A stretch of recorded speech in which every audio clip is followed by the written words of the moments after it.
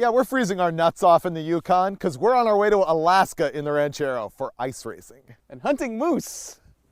With the front bumper. On Roadkill, we set out from El Segundo, California in our '68 Ford Ranchero and made it 2,000 miles into Canada with only minor issues, one of which was a wiring short that started to cause our lights to flicker. I didn't know this was legal in Canada, but apparently you can buy fireworks in a gas station, and so we decided to set them off in the middle of nowhere, which is right when our battery and our headlights died. Because all of our lights shut off after a few minutes of running, we assumed our high output fog lights were pulling too many amps from the system, so we disconnected everything but the headlights so we could keep on trucking. We thought we had the car dialed, but when we got back on the road, we were apparently driving without any taillights.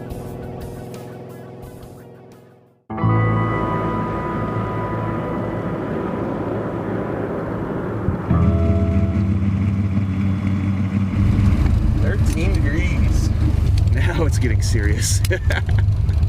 Wow, 13 degrees. The Windex is frozen, the car is frozen. We didn't crack the block somehow. I was genuinely worried about that, but I think we're gonna be okay. Made it through another day. The Hellcat Highway never fails to provide awesome scenery, and I've done it both the summer and the winter. Winter is way cooler. Come on, where's the animals? You want to hit something? I want an animal obstacle course right now. I want to slalom through a bison, a moose, and a muskrat. And a bear. Any minute now, a bison's going to wander out to the road and we're going to cream it. Smack. It's going to take a fistful of ranchero. It's roads like this that turn that 320-mile no-big-deal drive into a 12-hour affair. I admire the guys who just hop on their snowmobile and crank along the side of the road here. I don't admire them as much as I'm jealous of them because that's just fun. They've probably got like brandy and a little Buddha bag there. They got their St. Bernard with them with the brandy and the little barrel under their neck. Does that only happen in cartoons? You ever seen a St. Bernard? Yeah. I haven't. Or an ostrich or a bison. You've seen ostrich? I was there. Yeah. Well, that was the first time. There's an ostrich. Holy crap. I've never seen an ostrich, bro. You never have? Look, buffalo. Wait, is that those are buffalo. Holy crap. You're right. Have you ever seen one in real life? I've never seen that or an ostrich in real life. Have you ever seen a moose? Not in real life. Bear? Not in real life. Elk? Nope. Very sheltered.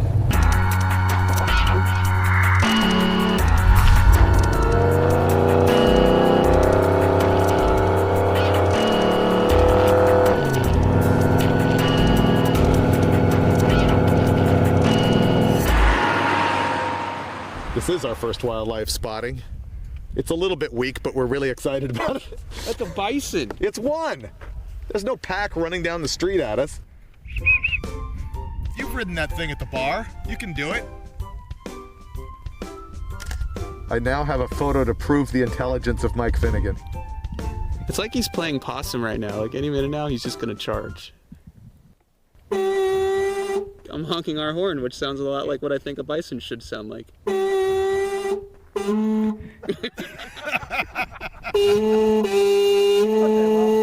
Everything we touch works perfect. I'm about to teach the bison how to do a burnout.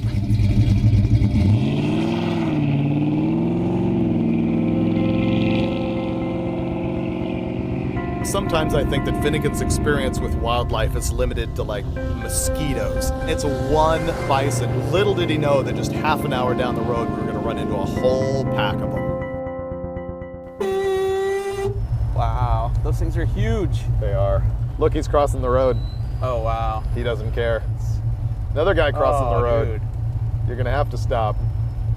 Why did the buffalo cross the road? He didn't like the ranchero.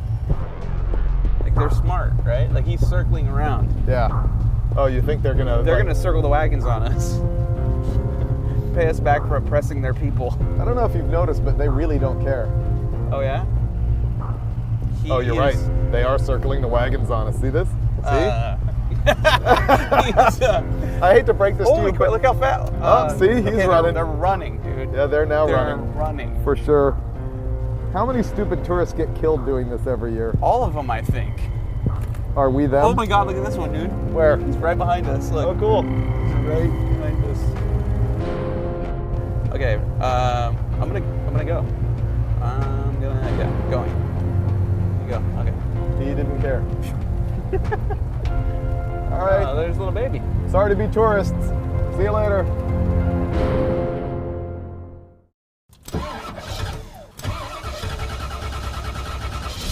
Yeah! Who says you need fuel injection when you have a carburetor? Okay, maybe it would help. For the first time, we plugged in the oil pan heater and battery heater. Not bad. Hooray, carburetor! It's a little cold. This morning when I poured the oil in it, it looked like motor honey. It was really thick.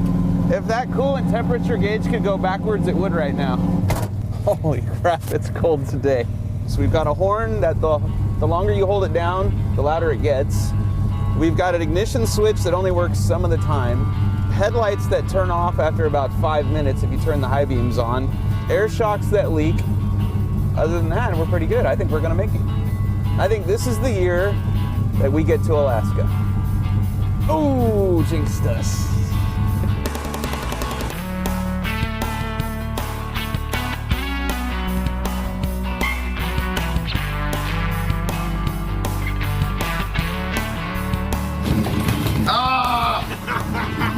That was a bad one.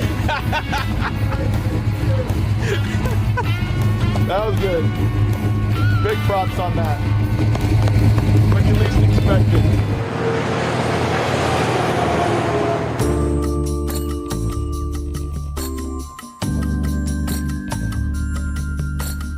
This deal started in World War II when they were building the Alaska Highway, and soldiers, just to have that sense of home, would bring their hometown sign and put it on a post. And it's exploded into, like, I guess more than a city block here of signpost forest. It's pretty cool. Awesome. All right, let's get back in the car with the heaters. Did I just hear Finnegan chicken out? Yes, I did. I think I'll go do the same. That's 2,700 miles so far in a 45-year-old automobile with a carburetor. Which has given us no trouble. In February. When it's 1 degree.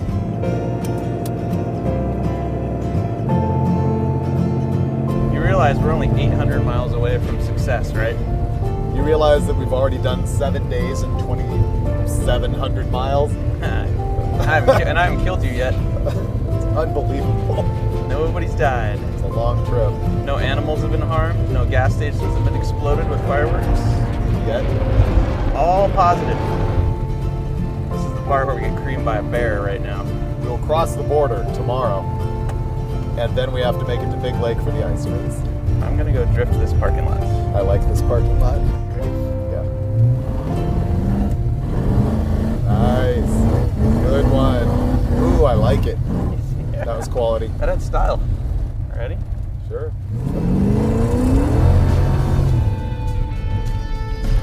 Yeah, all the way around. Ready? Yeah, perfection, except for a little snowbank action. There are two things in life that I know without a doubt. You can never have too much horsepower, and you can never do too many donuts. But I cannot help myself from daydreaming about ripping around that racetrack. Okay, let's get out of here before we get arrested. All right, I think we're done. When we just made it into Canada, the starter almost fell off the 363 motor, and now it's done it again, about 1,800 miles later. Whitehorse has been the biggest city we've been to in the last 2-3 days. And thank God we're here because the starter's falling out again because the bolts really need some sort of thread locking paste on them. And we found a Napa, got that. We'll jack up the car one more time, hopefully reattach the starter permanently. With any luck, no more issues till we're into Alaska. And then we'll have major issues, but it won't matter.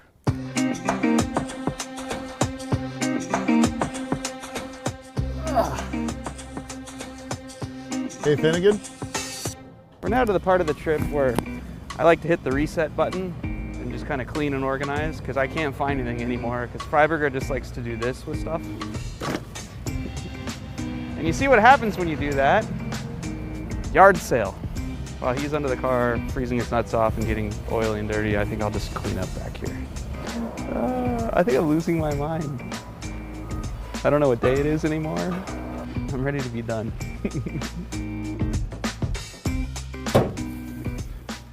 That helps a lot. Best day at work ever.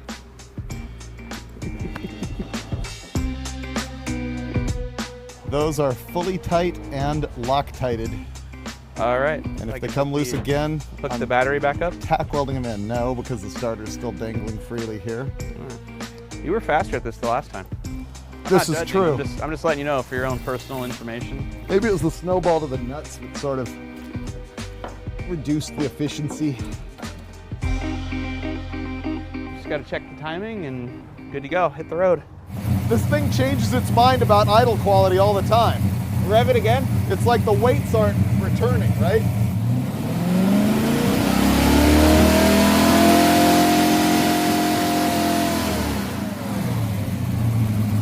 It's only 25 degrees, according to this. It's idling really fast though.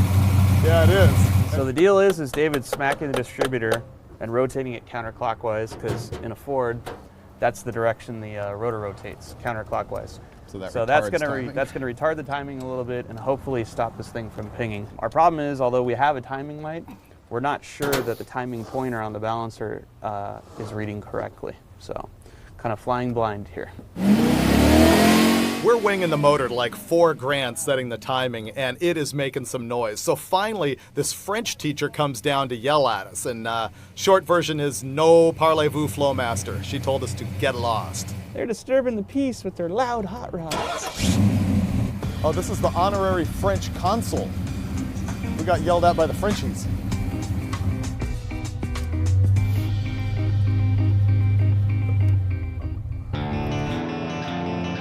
Once we left Whitehorse, we really were at the most desolate part of the Alcan.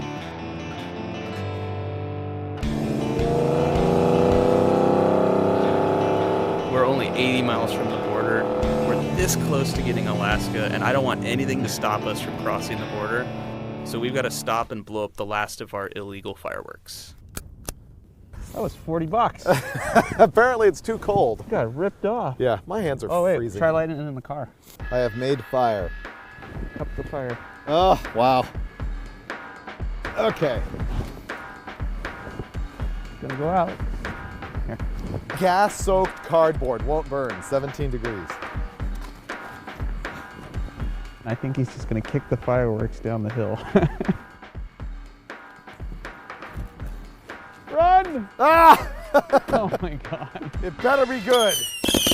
Yeah! Wow! That's loud. That was great. That was worth it 20 minutes. Yeah, let's do the next one. Oh, that one broke. Oh, that one had value. We're partying like it's 1995. Wow. All right, last couple, we're done.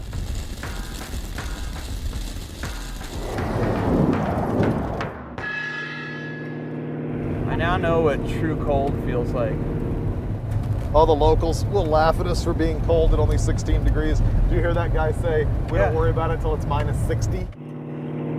This part of the Alcan, this is like going off-road. It's been like driving on a dirt road. Whoa, that was a good one for quite a while. I like Canada, it's been good. I like Alaska better though. So that means we win 14 months of eating crow for not making this trip. We're finally gonna get there. Don't speak too soon. 80 miles is big for us. The hood is still on the car. Even though we don't have a chrome air cleaner, I say the car is fine. Well, it's because it has racing stripes. That's why it's fine. Those add horsepower.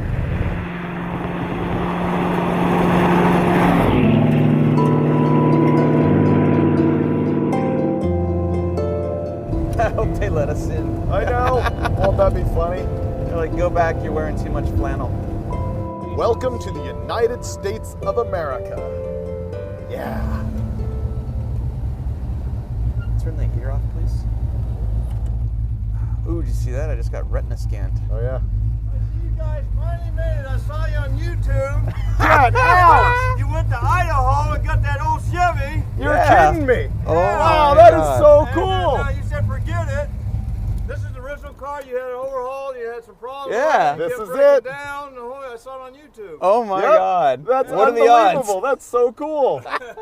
We have a lot to declare. Number one, we're awesome. Number two, there's 3 bottles of beer in there we forgot to drink and some leftover fireworks. I'll gladly throw all of it out. This is the last one. You're in America, not California. Oh! Best welcome to America ever. Thank you. That's fucking unbelievable. Unbelievable. Wow.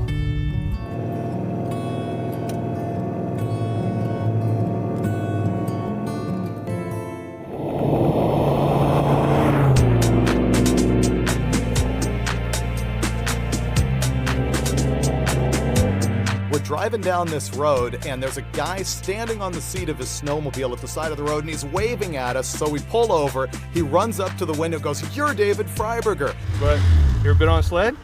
No. Yes. No? Really? Yeah. Heck yeah. Dude, it's not every day Freiburger's in Alaska, dude. We're about to go snowmobiling. We ran into some awesome people who traded us their much more expensive, much nicer, much newer snowmobiles for this crappy Ranchero. Not a bad deal. Here you go. She's all yours. Yeah. It does really good donuts, so you don't even need reverse to turn around. Rope over, Okay. throttle, and it's an automatic clutch, so you kind of burp your throttle a little bit to get yourself rolling, Yep. and just head across the road and hang a left.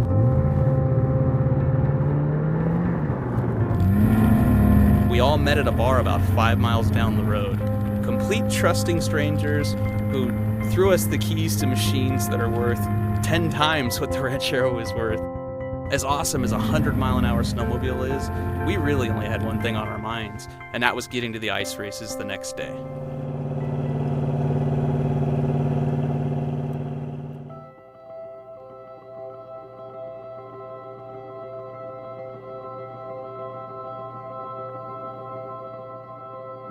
"14 months ago, we decided we were going to do this, and the reason was we had seen a YouTube video of action out here on the ice. That's all we really knew about it. Mostly import cars in 3 different classes, running all in one pack around this road course. And in the middle of all of that is going to be our Ranchero. These cars are racing, aren't they? I have no idea. I don't know where we're going or what we're doing or what kind of racing. I know the lake's frozen. I probably look like a Californian showing up to Alaska because these guys are wearing basically ball caps. Victory! Do I look like a California guy who arrived in Alaska? Yes. Yep. Perfect. We were standing out like a Ranchero in a sea of Subarus. Yeah, all-wheel drive everywhere, no muscle cars. It's a road course wheel to wheel. He said no body contact, but they haven't met me yet. Time to celebrate. Oh, that hurt. I'm guessing you were expecting that to be soft. Both these are in my class, the Focus, and I believe that's a Festiva, but I'm not sure. I remember the commercial for this car. I remember the song. For years, you will say, "Hey, remember that time you lost the race to the '83 Festiva?" That's right. Without clarifying where we were, with your 363 cubic inch, 450 horsepower dart motor. Remember that? Yep. That's my future. This thing looks restored. It's like brand new inside. The Skittle is gonna work the Ranchero over like a rented mule. That's the ice. I thought it was a little further down than that. Considering I'm slipping on it with my boot, I'm looking forward to driving on it. The only guy we had ever talked to at the Alaska Sports Car Club was this guy TJ. And just talking to him on the phone, Finnegan goes, "I gotta know what this guy looks like." He said, "I bet he's Grizzly Adams." And I said, "No, I'll take that bet. I think he's Cletus Snow." And we got there, and sure enough, this dude is Grizzly Adams. And I lost the bet and had to take a snowball to the face. I lose. Oh, it is Grizzly Adams. David Freiburger from Hot Rod. I How's win it the going? bet. You do win. look like Grizzly Oh. Adams. I have to go take a snowball in the face because you look like Grizzly Adams. That's cool. 3, 2, 1. I didn't flinch. We did a couple of warm-up races and did okay, but once we got out there wheel to wheel, it was a completely different story. Now we have to grid up, but we don't know who's going to drive in the first heat, so we're going to do the Rochambeau. Oh!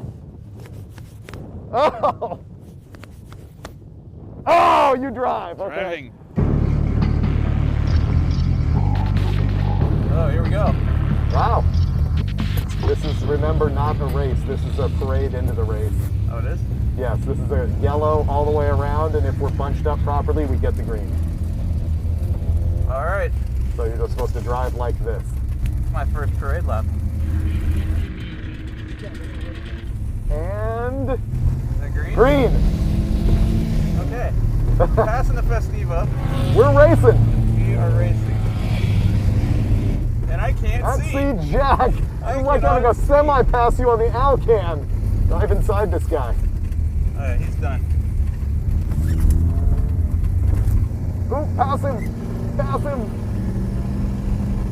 You pass somebody. Yeah! I can't see the corner. I know. There it is. Can I go? Can I go Yes. inside? Dive in. You totally passed that guy. Oh, backwards car. Guy's going the wrong We way. just passed another guy. Dude, you're owning this. This is a yard sale. Yard sale right now. Dude, we're keeping up. Yeah. And you passed that guy. I don't think we're gonna get lapped by the Festiva. No. Uh-oh. Until now. Go all the way around. Let this guy. Oh. Damn it. Damn.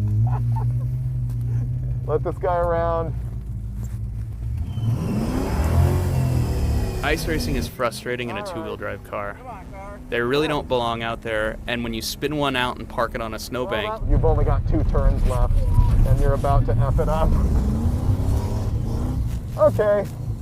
you don't have traction to get back off the snowbank. So you end up sitting there watching other people drive by you waving in all-wheel drive Subarus, having fun while they finish the race. It was getting a little bit hot, and it's because the ice stuffed in the engine compartment was holding up the electric fan. We passed during the race 3 different cars, many of the time sideways. He was just like learning more and more and more every lap, and we were going faster and faster. It was really cool. And then I unlearned everything, spun out, and those 3 guys passed me.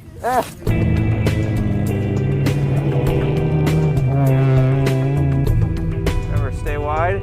Yep. It's a long corner. Yeah, this one's definitely. Rotate it. There you go. Right on. There we go. Use the berm. No! Oh! You officially did better than me because you made it to the last lap. Try reverse. You may get out of this. I think both of us got a little bit aggressive, and while we did pass some guys, neither one of us could make it more than a lap or 2 before we stuffed this thing into a snow berm and had to sit there and watch the rest of the race. Ooh, interesting. Yeah. That had style. There's traction there. That had style. Oh, shit. Oh! Oh, you're kidding me. Already? Did that just happen? That's like the first lap. That was the first lap. Actually, you didn't complete 1 lap. He's just laughing at us. He's smiling, but inside he's going, "You chumps, get around the track. I'm tired of..." I think we just ran out of gas. Are you serious? Oh, wow. I think you're right. How come we've run out of gas already? Oh! What was that? Might be in gear. So we just figured out what was wrong with the car. When the car fired up right after you put gas in, I go, that started way too easy. We Yeah, didn't even we're like, crank it that very doesn't long. make sense. And I got out and I looked under the hood and I could see it sparking and it was melting the wire right here. This is unbelievable. We are pretty sure that we found the problem we've had with this car last year and this year with the timing and the lights flickering and stuff like that. There's spark jumping through the coil wire boot directly to the wiring harness for all the lights and everything. And it's gotta be what the problem is. You got the tape? It's gotta be. Remarkably, we somehow took 4th place out of 6 cars in our class. And I don't know how that works because we only finished 1 heat out of 5. It took 14 months, but we did it. This is Big Lake, Alaska, and we survived the ice races thanks to these guys, the Alaska Sports Car Club. Check them out. Yeah! Awesome! And they are our destination. Victory. Yep. Sorry, haters. We We didn't fail. You know how I can tell David's angry? There's static coming off of his flannel, and his toque is popped up on top of his head. He apparently is escaping from the work right now. Canada. Fairly dick-like to snowball me then leave, but there will be retaliation. Good save. Hand me the camera. All right, see ya. We're addicted to the video, guys. You kind of are, yeah. You do not want to lick my nuts right now because your tongue is guaranteed to stink. I don't think we can use lick nuts. But it was funny. I don't think. He's Let's like, we hope. got nothing. On this episode of Roadkill, we're gonna recycle a Toyota Prius. With a tank. Yeah!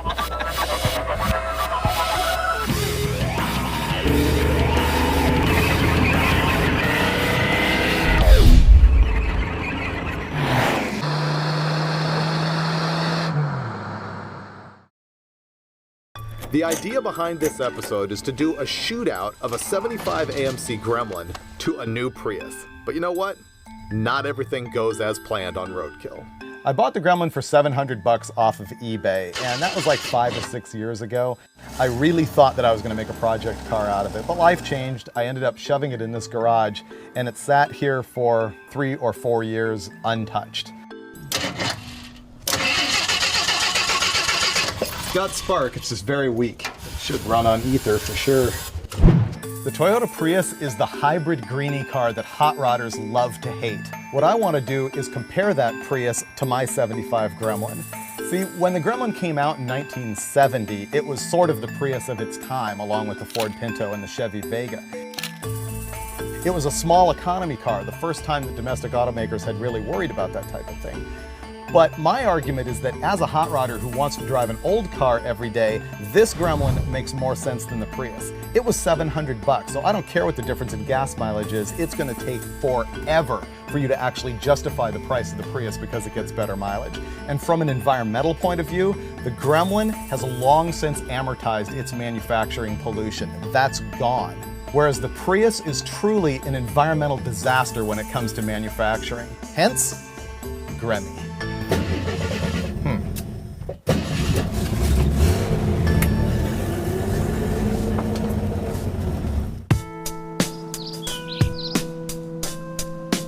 After dragging the Gremmy out of the garage, I spent a couple days working on it. I had to change the start rod bushings, threw some spark plugs in it, and plug wires, some brakes, but that's about it.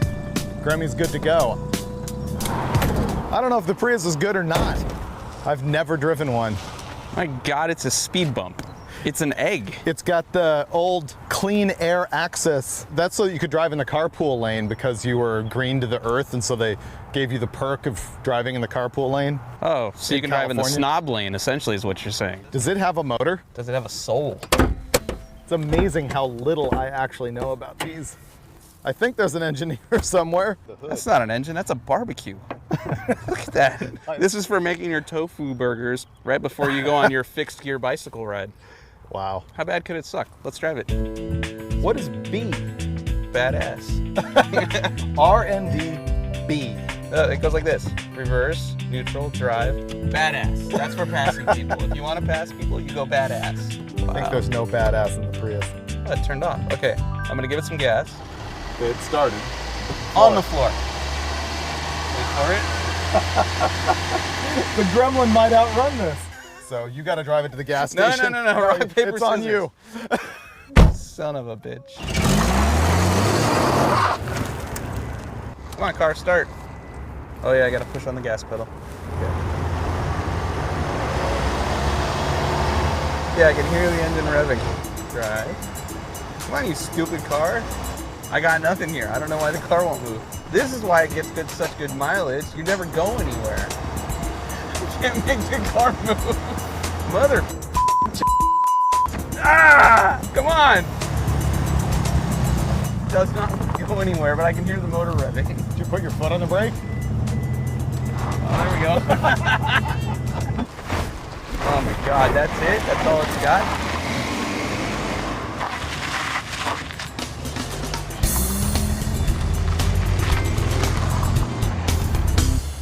Today we're going to do gas mileage test from here to Willow Springs Raceway, which is about an hour away. And once we get there, obviously, all Mayhem will break loose. Whoops. This thing is a 232 cubic inch 6-cylinder. The Gremlin was different than the Pinto or the Vega in that it had a base inline 6 instead of a 4-cylinder, so it probably didn't get as good a mileage. If I had to guess on the Gremmy, I would say it's going to get 14 miles per gallon. But anything in double digits, honestly, is good for me. It took $31 to fill it. My truck takes about 90. There, it's running out onto the floor. We'll call that full. 15 gallons, 65 bucks. This thing has a bigger tank than I thought.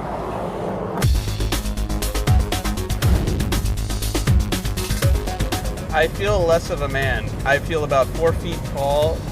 I feel like I should be riding a bicycle to work and eating a lot of granola right now.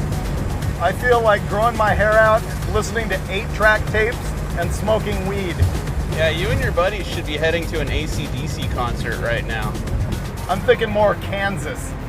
Other than the fact that it's got air conditioning and a GPS, there's really nothing great about this car. I hope it gets really excellent mileage to make up for all the V8s I have in my life. Are you ready for racing? Okay, on your 3. 1, 2, 3. Uh-oh, I'm getting Oh, pulled you're pretty getting bad. blasted right now. Oh no. Oh, this is embarrassing. Did you even hit the accelerator pedal? The beauty of street racing these cars is you can never get caught because it's not obvious you're racing. When we're street racing, we're actually impeding traffic. Okay, ready? 1, 2, 3. Wow, the Gremlin is weak sauce. Gremlin is prettier. I like style in my automobile, and this car is severely lacking in that department. The Gremlin, meanwhile, holds the distinction of being the only car designed on an airplane barf bag. Can you imagine that board meeting? Okay, we got this new car, and we're gonna call it a Gremlin. Yeah, that's gonna sell a shitload of automobiles.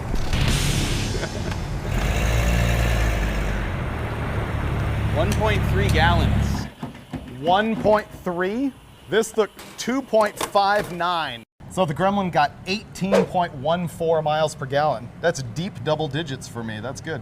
Okay, so how many gallons in the Prius? 1.39. 33.8. Wow. Aren't they supposed to get 48 miles per gallon? Probably not when you're driving like an idiot. I can almost guarantee that never before have a Prius and a Gremlin showed up to do a head-to-head shootout at the streets of Willow Racetrack. We already proved which car was faster going forwards on the street, but what we really wanted to find out was which car went faster backwards. I like that we're about to go backwards as fast as possible when we're about 3 feet away from each other. 1, 2, 3. Oh, come on, baby. Wow, I'm winning. Oh my God, I'm getting whooped by the Gremlin. Oh, speed wobble. He's crossing lane.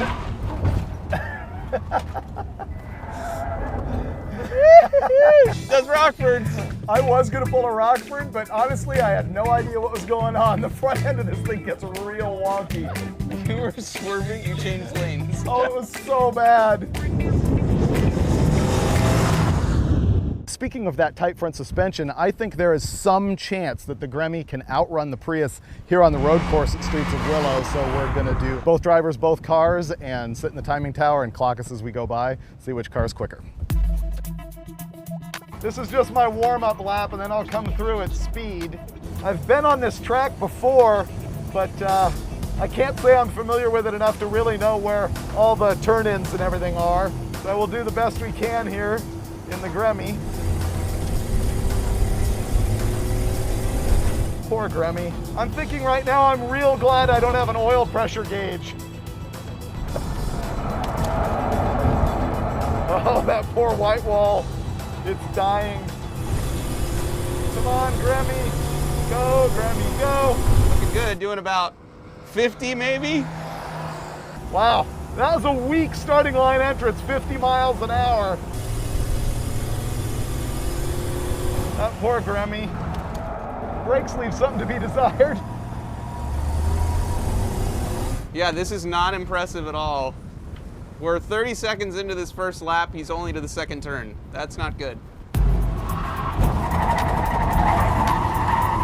You know, back in the early 70s, guys actually did race gremlins in competition, but they weren't a bone stock absolute pile of crap that have been sitting in my garage for 5 years. Oh, understeer so bad. Oh, this thing's a dog. Minute and 55. Come on, baby. What do we got here? 156.9 seconds. Oh, and the brake lights came back on. That's good. I've never driven a Prius before, and my first time is going to be here on a racetrack. It's fitting because this is a precision implement of performance. That's one hell of a race car. Wow, this thing's bad. I suppose it wouldn't be if you got used to it. It's just so foreign. Wow, this is bad. But you know what? It's faster than the Gremlin, for sure. A lot of tire squealing for a warm-up lap. All right, here we go. It doesn't look much faster there. Going into the hot lap, again, it was pretty obvious that the Prius was going to be faster than the Gremlin. He's into turn 3 at the 30-second mark, which is one whole turn faster than he was in the Gremlin. Halfway into the hot lap with the Prius is the moment that the whole show started to go upside down. I don't know if I noticed first that the thing was just slowing down or if I heard the rattle. What's that rattling? You hear that? It doesn't sound happy. I don't know if that's the construction equipment in the background or him. Did we run out of batteries? He's going slower. Oh my God. It went 3 seconds slower. I think you broke it. It won't rev. Technically a barbecue. Yeah, see, the barbecue's fine. That sounds like top end to me. Well, I don't know. Could be piston slap too. It'll be fine. Toyotas usually don't break. That's true. So we better go challenge that theory. I've blown up a lot of stuff in my day. I've never blown up a Prius before though. But this is Roadkill. We can break anything. To really give me the experience of being in a cab, why don't you take one of the long loops and tell me it's the regular track? You ready for the cab experience? Yeah. Hey, move over, you moron! Oh wow, this sounds horrible. Yeah, I think it'll be fine. It's not smoking. Uh-oh. Is it running? I don't believe so. Something says it's off. Check engine lights on. Okay, now why isn't the electric motor saving our life right now? Ooh, yeah. Dude, we're driving on electrical power. You want to see how far we can go? Wow. Oh, it fired back up. We're going 30. That's wide open. Oh, now we're smoking. Yeah, let's make sure we're not putting oil all over. Oh, dead. Fire? It's dead. It's completely dead. It's not even battering. Well, I gotta give the Prius credit for surviving 289,010 miles until we got it. We just put a window in the engine block of the Prius after 2 laps at Willow Springs Raceway. Gremlin wins.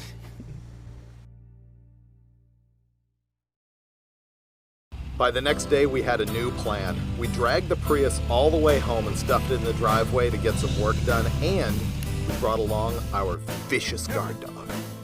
Today, come on. There we go.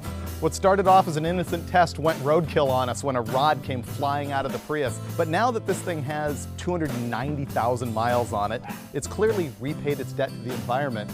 So we're gonna do the right thing. We're gonna take it to a buddy in Phoenix who's gonna help us recycle it. To further humiliate the Prius, we're going to use the Gremlin to haul it all the way to Phoenix. So we have to figure out how to get a tow hitch here on the Gremlin with the receiver. This slides into the receiver. This is going to attach to the nose of the Prius. So we also have to get the bumper cover off and make some tabs for this. Ready? Looks better already. Did the back end come up? It is kind of heavy. It's got the railroad girder in it. We'll just weld right to that. I wouldn't say the dog is good to bring on road trips unless your definition of good includes watching Freiburger get puked on. This is gonna go perfect. I've always wanted a wrench on a Prius. It's my Prius wrench. Okay, we take foam. It's a cooler. Take that off. Wow, aluminum, not good. Why would that not be steel? There's no amount of duct tape that'll solve this, right? No, we're gonna have to go bigger than that. MIG welding the trailer hitch to the Gremlin, that was easy. But it took some engineering to figure out a way to safely bolt the tow bar to the Prius. With aluminum bumper structure, double wall. If we try to clamp onto this or put a bolt through it like that, it's just gonna crush it. So Freiburger cut up these sleeves to go in there so that when we bolt our drawbar adapter on there, good to go. Solid and safe.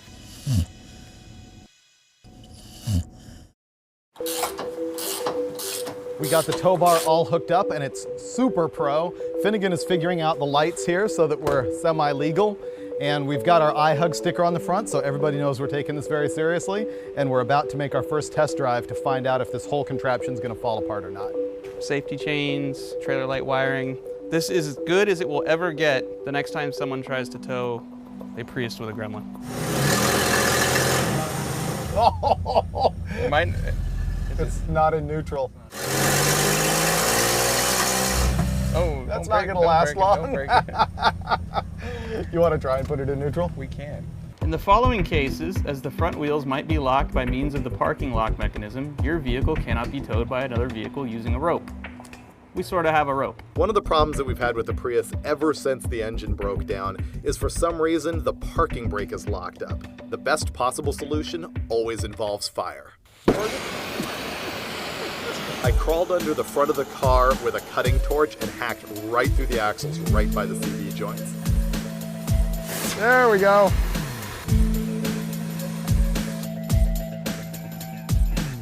All right. Okay. Don't kill us. Wow, it's rolling freely. Rolling. Stop.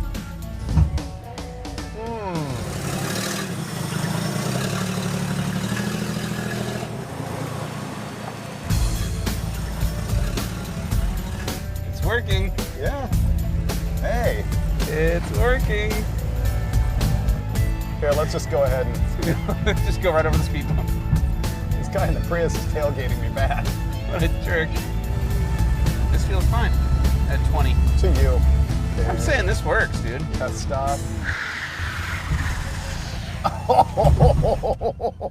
Okay, so the brakes are good for 7 miles an hour. Any more than that, we're sliding into the next town. Wow.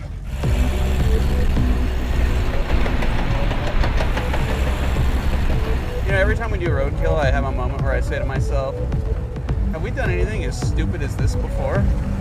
So we rolled around the block one time, which seemed like a perfectly good road test. 400 miles to Phoenix.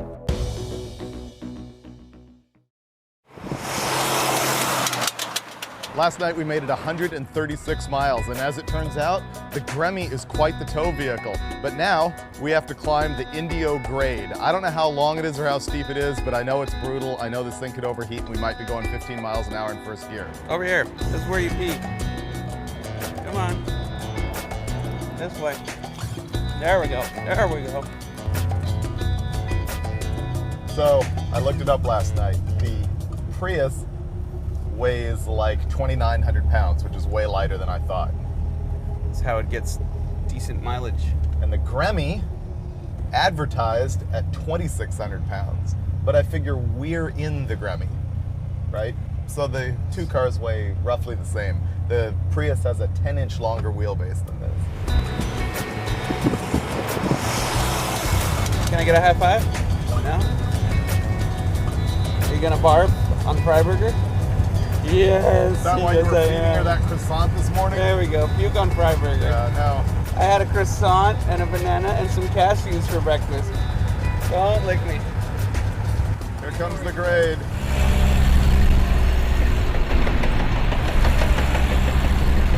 "26 miles of grade. We're doing 65. Passing our first semi. Let's see how long this lasts. On the wood. We're already slowing down. Just occurred to me, we don't have a temp gauge, so even if this goes wrong, we're not gonna know it. If ignorance is bliss, roadkill is just amazing bliss.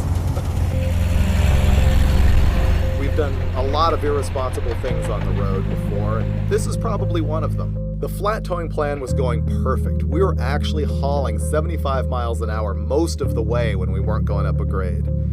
And that's when the tire exploded. When you turn the cameras off, something happens, and this is what happened. We blew that tire, and this thing is so sketched to begin with that as soon as he went, he tried to correct it and spun the thing complete 180 right here. Here's how it went down. Right here, the tire blew. Almost immediately, Finnegan hung a hard left off the road. This is an embankment that drops about 1 full car height. And then we went sailing through this 20 yards of creosote bush. Right here is about the point where the Prius started coming around sideways. We pulled a full-on 180 and ended up right here. Looks to me like we got some sticks through the radiator. Oh, it's even worse than that. Radiator into the fan, destroyed the radiator. But we lived, and that's all that's really important right now. We need to go buy a lot of lottery tickets right now, man. We sat around for 10 hours in 110-degree heat waiting for the tow truck driver because they didn't want to come. They thought this was an off-road rescue. But finally, we loaded up both of the cars and headed to Phoenix because tomorrow is going to be a much better day.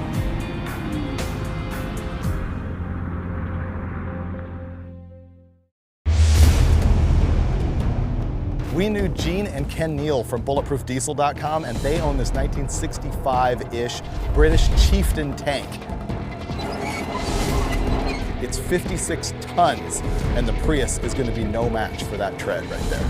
The first thing they have to do here is warm up the 6-cylinder, 12-piston, 2-stroke diesel, and once that's going, Finnegan and I are going to learn how to actually drive the tank. It doesn't get any more destructive than a freaking tank. Those are called bazooka plates. I've never driven anything that had a component known as a bazooka anything. What are these? Those are smoke grenade dischargers. For, like, stunning the enemy? They're designed to create a smoke screen, so they'll actually fire out, like a shotgun kind of, so to speak, several smoke grenades at once. Let's try this thing. I assume this is designed for sandals, right? Gene and Ken are actually going to let us drive their tank. Wow. This might as well be the last episode of Roadkill ever, because how do you top this? Oh my God, driving a tank. Oh, smoke screen. Driving it is pretty easy. You have an accelerator pedal, a brake pedal, and you steer by pulling on a pair of levers. You can either lie down and look through the periscope or open the hatch and look through the hole the way we did. Either way, you're protected by an 8-inch thick steel bulkhead that no Prius is getting through. The shifter is just like a motorcycle. It's got a 6-speed gearbox, and you shift it by clicking up or down with your left foot. Second gear! Any bank shifts third.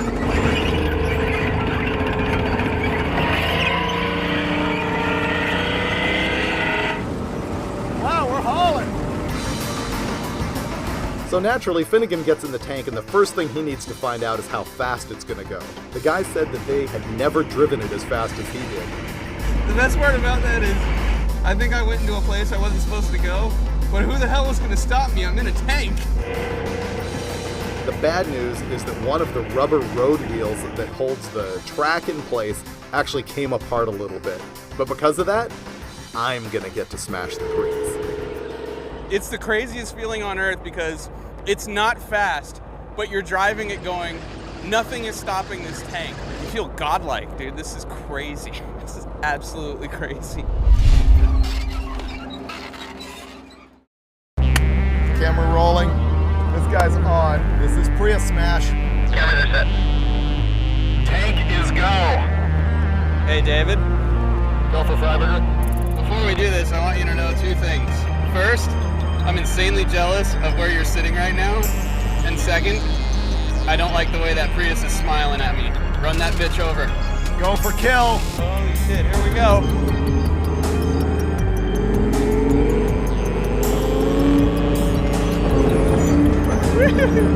Second gear. I feel like I should be ready to duck.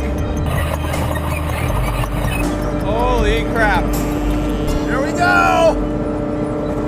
Oh, Oh my god. glass flew everywhere. Whoa, Oh, that was awesome. Yeah.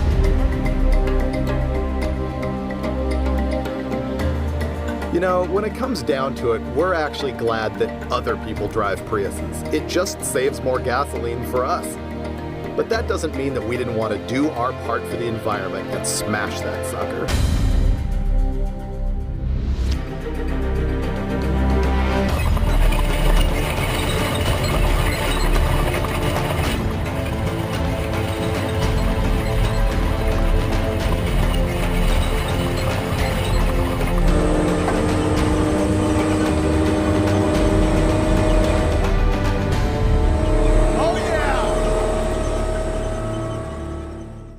I dominated that Prius with the Chieftain, but I know what the keyboard commandos are gonna say, that we faked it because this appears like a complete Prius. And I have to admit, it is still semi-functional.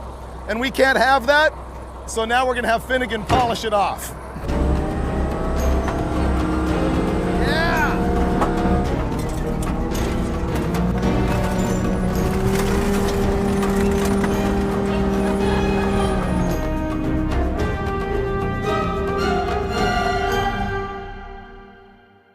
Oh, and the Gremlin, we're still driving it every day.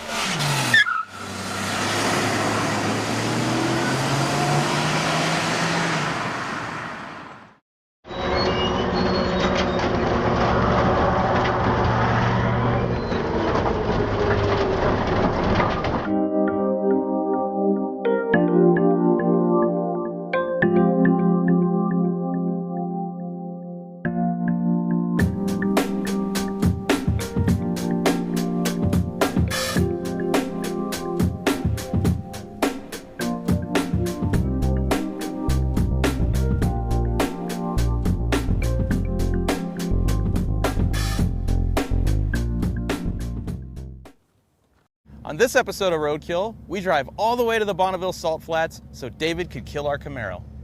There's 3 pistons left.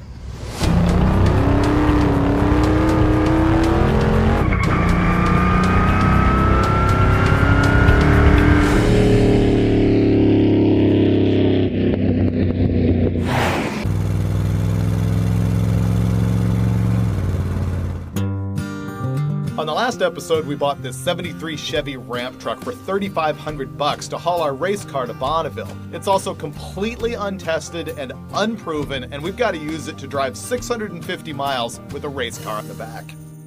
Top speed racing is kind of the thing these days. It's popped up all over. You see stuff going on in standing mile events in several states. But the granddaddy, the biggie, is Speed Week at the Bonneville Salt Flats. And as a matter of fact, in 1949, Hot Rod Magazine helped this event start at the Bonneville Salt Flats. It was the first time hot rodders had run there. To me, it's really got a lot of history, and it's my passion. It's the racing that I like to do. We've run this 81 Camaro there since 2004. I've got a partnership deal with Keith and Tanya Turk where they own the car and Keith sort of manages that mechanical part of it, and I'm in charge of the engines. I failed on that a couple of years ago when a carburetor vent fell through this big block and completely destroyed the engine. We went back and got a record on 2 cylinders, and that destroyed the thing even more. But that was 2011, 2012, we didn't race. This year we had to do it, and so we rebuilt that engine. Finnegan threw it together, we took it out to the dyno at West Tech, it made 1,100 horsepower. By the time we got to the dyno, I had spent nearly 72 hours straight building the engine over at my shop. I can build an engine in 3 days, but usually I've spent 2 weeks mocking the parts up to make sure they fit before I do that. So this deal, total roadkill, total mess. Nothing bolted onto this engine without some massaging and some cursing. What we've got here is a big block Chevy. It's 489 cubic inches, which is a 454 with a 1/4 inch stroke in it. The big deal is the Vortex supercharger, which is making 10 pounds of boost, and I'm blowing through a carburetor, which is a little bit unconventional. But the thing is, in the classic category that I'm racing in, you have to have a carburetor, and so this is what I've chosen to do. People also ask, where's your intercooler? The atomization of the gas coming out of the boosters actually pulls heat out of the air, and so you drop 100 degrees across the carburetor. 200 degrees in is 100 degrees out. All this room to carry everything you need to go racing. Doesn't get any better than this. Sure, it's old and scraped up and whatever, but it's got character. Even if it doesn't get us there, it's got character. This is our first attempt at putting this car on the ramp truck, and it's not looking like it's going to go very well.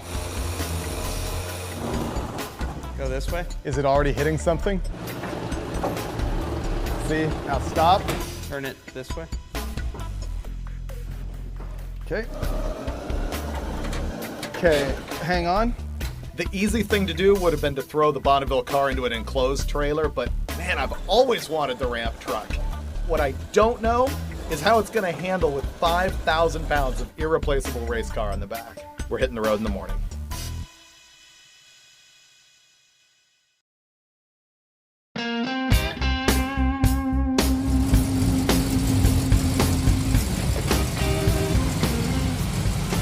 Good over here. Let's go to Utah again. It's only been 2 days. I kind of missed the place. Because compared to some of the other pieces of crap we've driven long distance, this is like being in a limousine. I don't know why the air conditioning isn't on right now. You want to indulge yourself in all the luxuries right away? Radio, air conditioning, windows that go all the way up. We might need the air conditioning before it overheats. We might as well enjoy it now. We'll just get it warmed up right away. Yeah. All right, here we go. Just feel the pleasure coming out of the dash. 1973 GM Air. I don't know if I should say this out loud, but I'm actually cold now. I am too. It's completely not right. I'm gonna turn down the pleasurizer here. I didn't want to admit it. I'm glad you went there.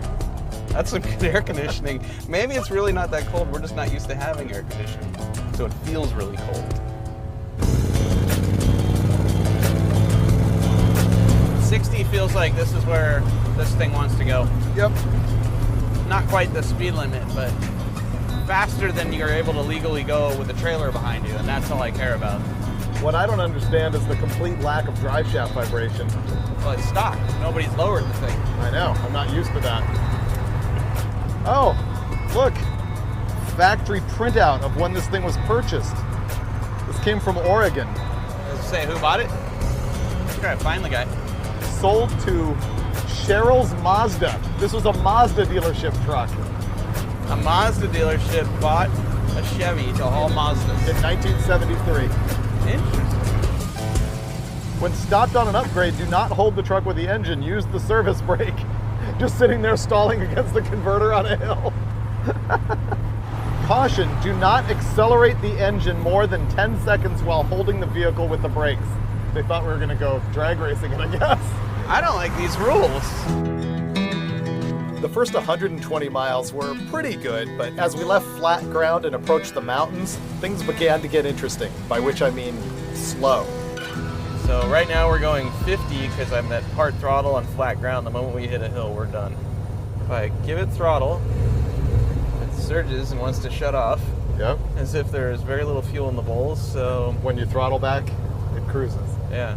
Breaking down to the extreme term. We're lounging in the lap of luxury while experiencing a minor difficulty with our fuel delivery.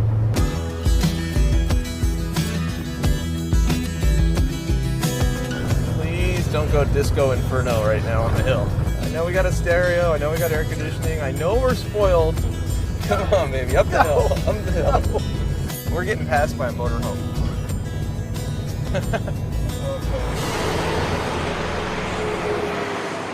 Thing is surging because it's starved for gas. It either needs a fuel pump or the fuel filter's clogged. It does have a mechanical fuel pump on it. It's got 2 gas tanks, and it's got a switching valve here from one tank to the other, and this is an electric pump, but I don't think it's running. Okay, it's on. Not working. Wait, stop. Shut it off. So the fuel's getting to here. There's a chance this filter's clogged. That looks clogged. That's the problem. We need a piece of hose. Bypass it. Yep. That'll work. That'll work. We're stealing a piece of vacuum line from the engine. Now I need to find a bolt to punch into the vacuum line to keep from having a vacuum leak. Is there any random bolts laying in the cockpit of the Camaro?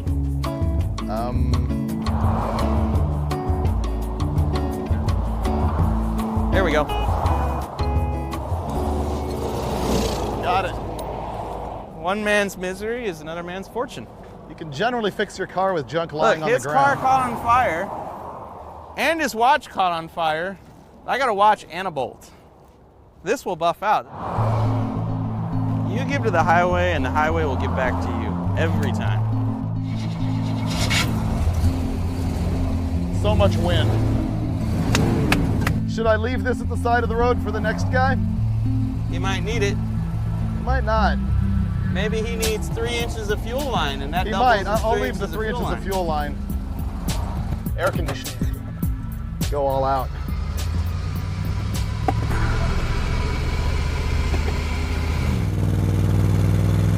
We got the ramp truck up and running again and rolled down into Baker, California and wrenched on the thing a little bit more. And of course, made the stop at Alien Fresh Jerky because you have to, you're in Baker. But once we hit the road again, pretty obvious this junk was not actually fixed. It wasn't clogging up this fuel filter, and so now we're narrowing it down to the fuel pump. We had a spare, we're throwing it on. In theory, I'll be running like 200 plus miles an hour tomorrow or in 2 days. Not if we don't get there. You get comfortable working at the side of the highway with semis whizzing past, because you know, none of those guys have been awake for 48 hours. What semis? After putting in the new fuel pump, I went under the truck to check for other leaks from both gas tanks. And that's when a piece of rust fell in my eye. It was far from the first time that's happened, so at first I just brushed it off, but as we hit the road, my eye continued to get worse, and that meant our next stop was to our local urgent care.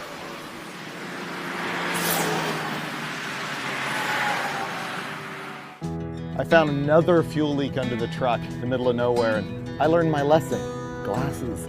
Because for the past 3 hours, Finnegan has been down the street. He's got to stay here in Vegas and get his eye dealt with first thing in the morning while I cannonball all the way up to, I think, Ely, Nevada, get a room so that I can get to Bonneville in the morning. And none of that's going to happen until I fix this filter, which is going to gush at least a gallon of gas in my face. Okay, that's plugging that one. Letting that one leak out and not splash in my eye. Ah, yes, cars. So much fun. Ah! Oh, wow, this is way bigger than 3/8. This is gonna be bad. All right, we've slowed that to only a minor environmental hazard. Wish Finnegan was here, then I could at least make him do this. Maybe I should just run over to the emergency room with Finnegan and check in. Have a nice night's sleep there. Oh yeah, it just died.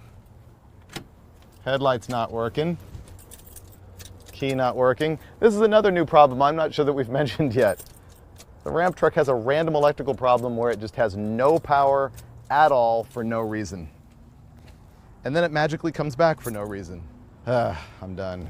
I eventually figured out that the electrical gremlins were caused by all of the main power wires on the starter being just flat out loose. Once that was fixed, the ramp truck was running stronger than ever, and I still had 4 hours ahead of me.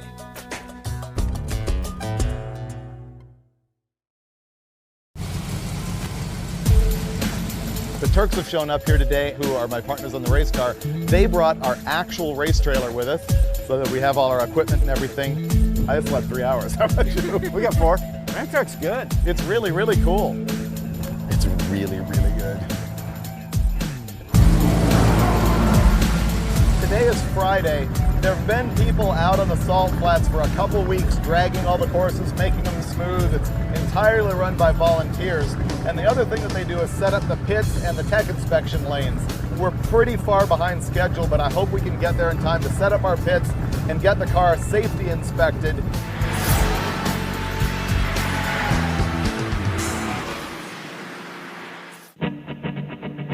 You don't really know how fast you're going, because if you see here, you've got no perspective. There's no guardrails, there's no trees, no nothing like that.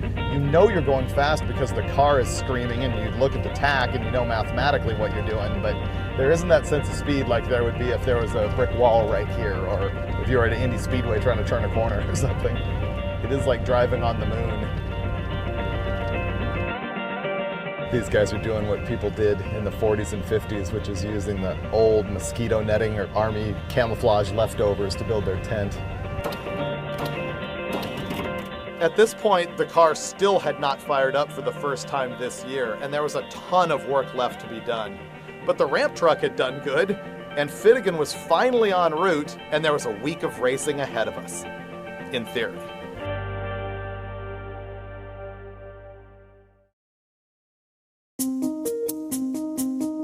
On behalf of Hot Rod Magazine, I would like to introduce David Freiburger to present the Hot Rod Trophy.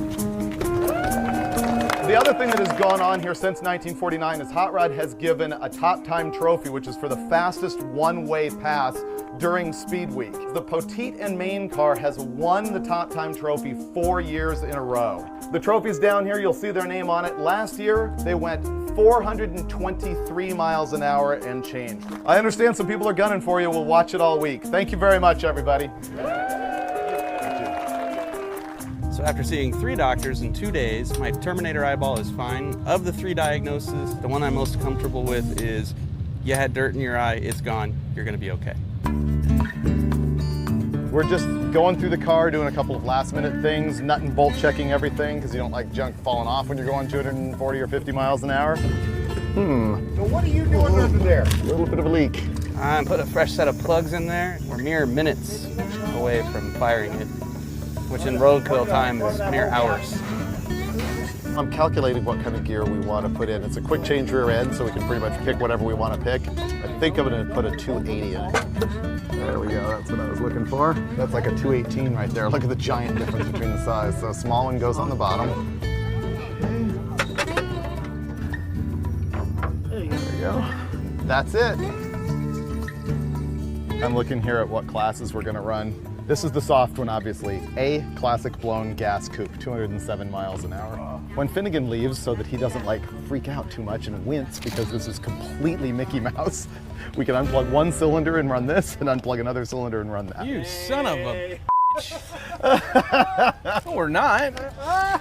No, we're not. I worked really hard on this engine. I know. Well, we're going to use most of it. Can we just start this thing?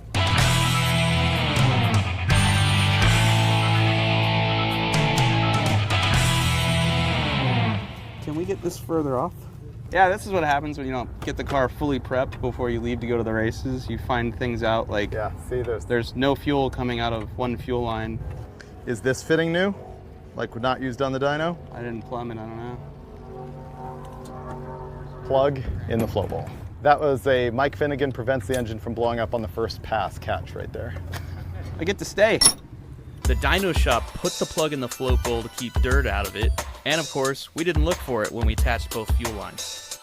Starting the car up for the first time, this is a big moment right here. Car is sat for a couple of years, built an engine in 3 days. Let's go racing. Cranking first.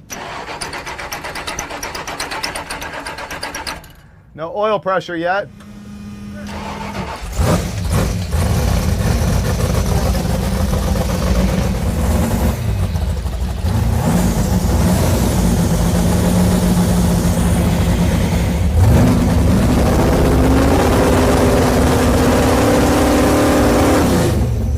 Gauge works.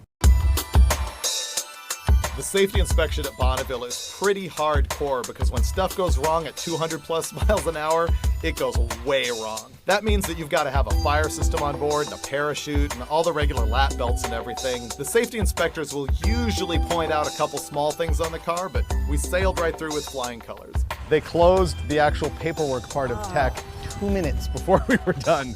So we won't be racing till they open up 10 o'clock tomorrow morning. But the good news is the car will be completely prepped by the morning and we can drink beer now. So really, it's all good. This is why it's Speed Week. Yeah, not Speed Day. Right.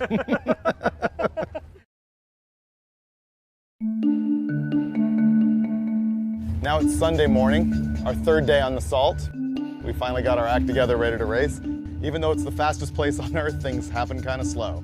We are going to roll up, put in the spec gasoline for the class that we're running, and then hit the starting line, and we should get a run in early this morning before it turns to be 100 degrees. The current record in the class I'm racing right now is 207 miles an hour, so I'm calculating at what RPM I'll exceed that. In fourth gear, I need to hit 6,500 RPM, and this one is 230. This is the worst part of racing, the waiting. The tweaker in me wants to take the hood off the car right now and give everything one more look. I don't want to do that though, because it doesn't mean anything. But standing around, I have nothing to do, so I'll keep pacing. When you get to the line, you have to make sure that you are strapped in your car well in advance. Fire pins out. Parachute, fire off. You snap up that window net, and you and the Bonneville Salt Flats are all alone, ready for speed. Fire it up.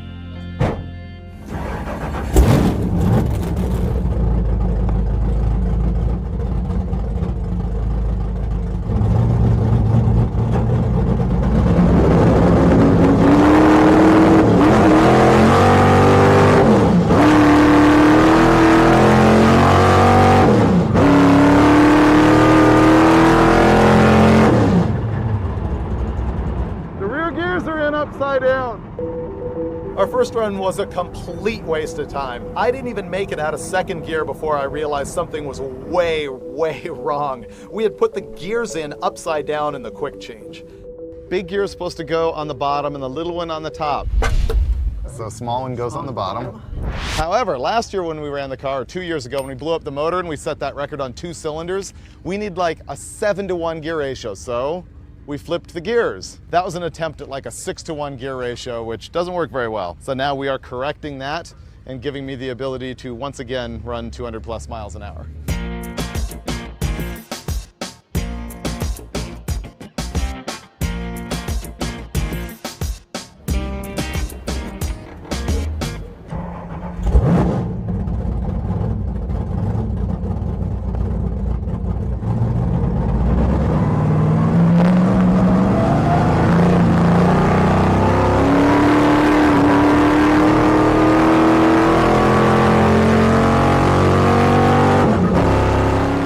Over on course 1, 462 car, he's flying.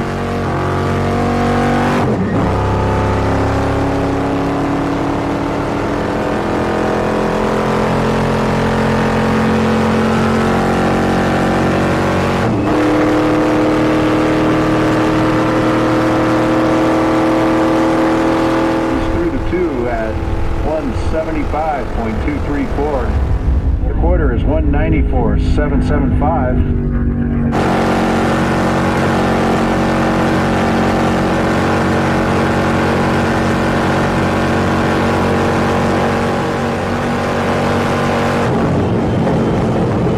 Chute is out as he passes the 3 at 200.599. It was a mess. I couldn't get on it early. I short shifted it to try and make it hook up, but it's just doing this the whole way.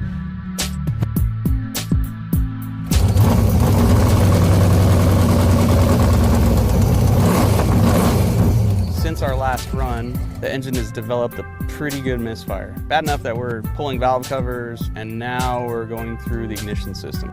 That ignition box had been in the car for 6 years or more, so it's not surprising it finally died. The new ignition system seemed to fix the misfire. We had one more run left of the day.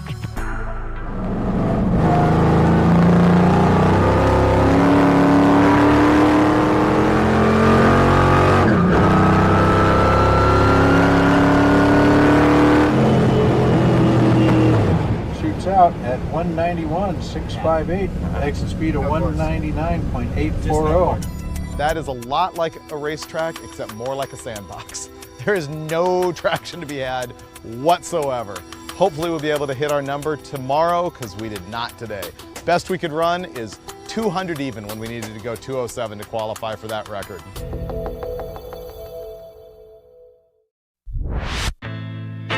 We didn't want to drive around the ramp truck on the salt because the salt will destroy this thing. It'll rust immediately.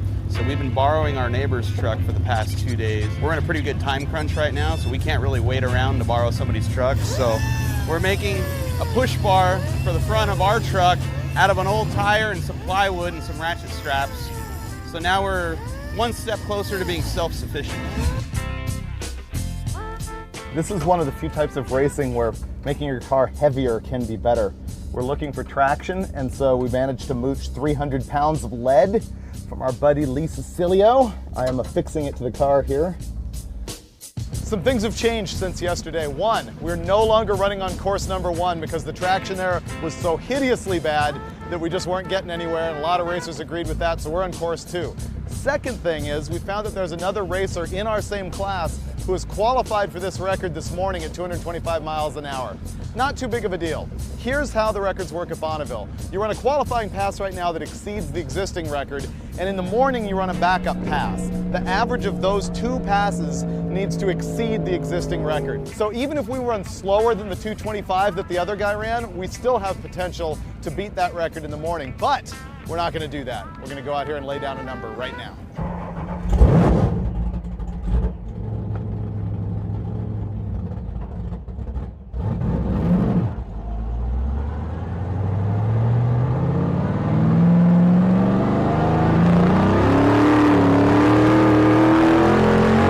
This is car 462 over on course 2. So while racing, this is the David Freiburger, Tanya, and Keith Kirk machine.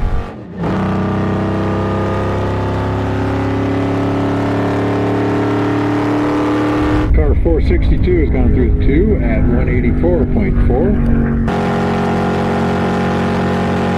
3/4 at 200.3.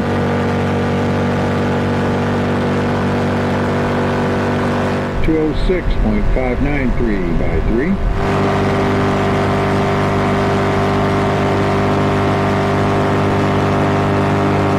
$217,640 mile 4. I think that did it! Almost 8,000 RPM! I don't understand how it can be that wide open for that long and only go that fast. The tach said I was almost at 8,000 RPM, which should have been 245 miles an hour, 250. Tires slip? It's gotta be. Finally, we had to get into a little bit of strategy because we'd qualified for this record at 217 miles an hour, but the Trans Am had also run that morning and gone 8 miles an hour faster than us. That thing doesn't even have an air dam on it. It's weird. Nope. Stock hood too. Right now we're in impound so that if we do choose to, we can stay in here and run for the record in the morning, but we're gonna work on the car a little bit and see if we can find something we don't like about it where we know we can go faster, and if that's the case, we're gonna run back out and make another pass today. If you leave impound without backing up your run, then you've thrown away that record attempt. We made 2 changes. Gear in the back of the car, new blower pulley up front, but our blower pulley and our belt's not quite fitting together, and we're trying to jam this thing together and get to the starting line real quick. By the time we had sorted out what we wanted to do to the car mechanically, we'd spent enough time in impound that we weren't going to get another run, and we decided to just stick it out and try and make our record return run the next morning.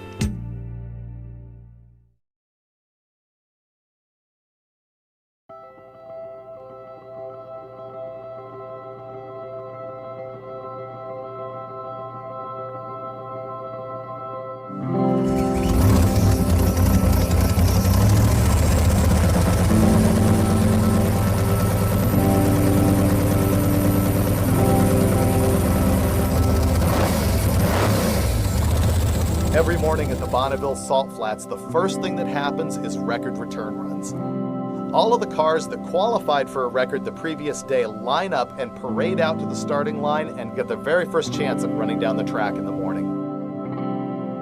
It's 7 a.m., sun just peeking over the horizon, and this is going to be our best opportunity all week to put down a good number in this class because they moved the track last night, so we have fresh salt, we've put more boost in the car, we have less gear.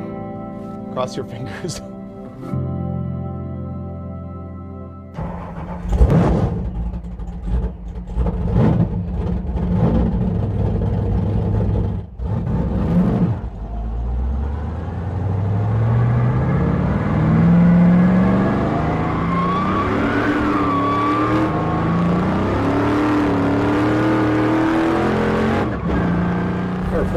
2 now underway on course 1. Current temperature is 82 degrees outside. Humidity is relatively high here at 24% this morning.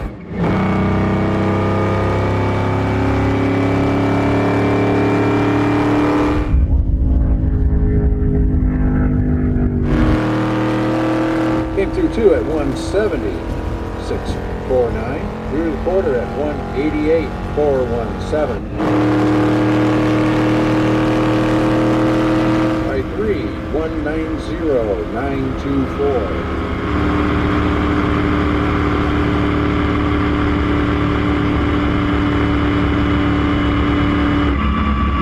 By 4, shoots out, 185, 677. Motor's history. The bottom line is, we stepped up the boost on this thing, I leaned it out, and it blew up. I should have smelled the oil, I should have felt the power going away, it was just all over. It would be easy to be depressed about what happened. All that hard work, all that money going into a car, and then we don't get a record. But let's be honest here. David just went 217 miles an hour in a super old Camaro with an engine that we built in 3 days. One year, we set 5 records in 5 days in 5 different classes. I have never left Speed Week without setting a record. That is until now. But you know what? I blame Roadkill. When I started working on it, it only went 200. It's kind of messed up.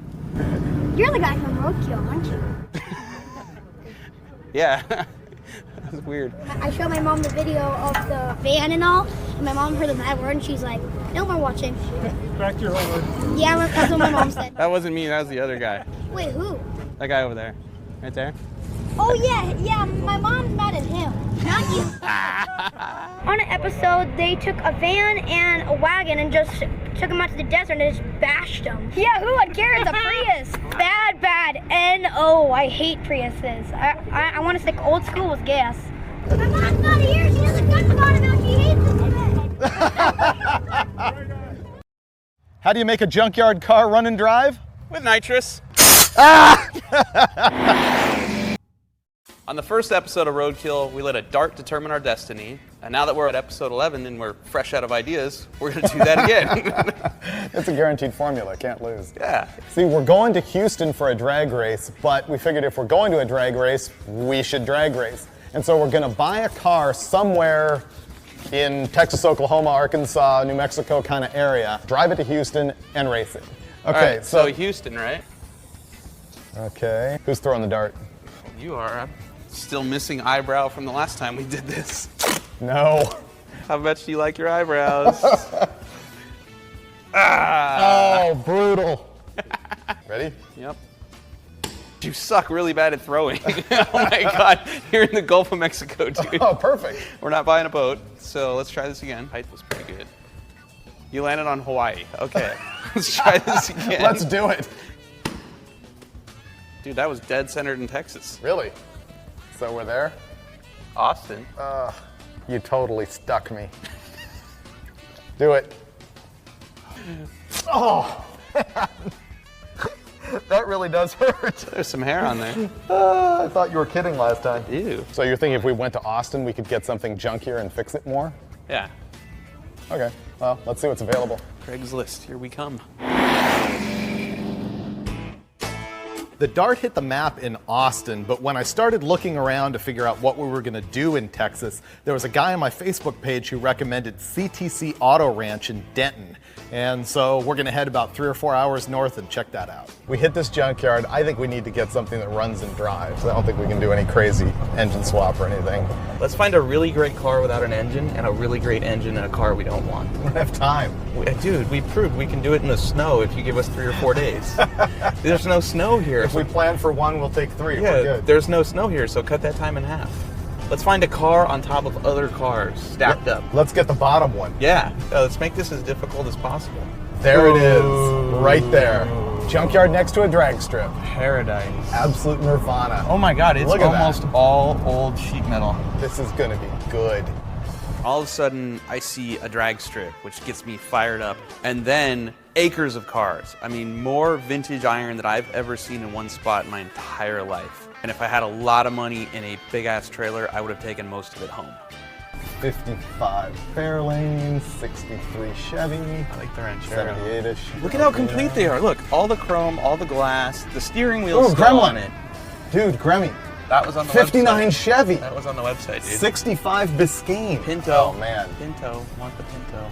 When we got to the ranch, we met Alan Williamson, who is one of the owners of the place, and Finnegan had called ahead and talked to him so that we knew he was cool, we knew he was down with our program, which was that we had to buy a car, fix it in 24 hours so that we can hit the road, drive 300 miles, and compete at an NMCA race in Houston, where we're also going to hang out with a bunch of our buddies from Hot Rod Drag Week. What have you got that's complete that maybe ran when parked? You know, as far as most of the stuff that's right in this immediate area here, if you want, we'll go out there and look around. Yeah, I'll show you what I let's check it have, out. and then you can go on your own and see what you can find. I've actually never been to a yard like this because I'm used to junkyards where everything is stripped. You know, you don't find a shoebox Chevy with windows in it. You know, that stuff's long gone at the places I've been to.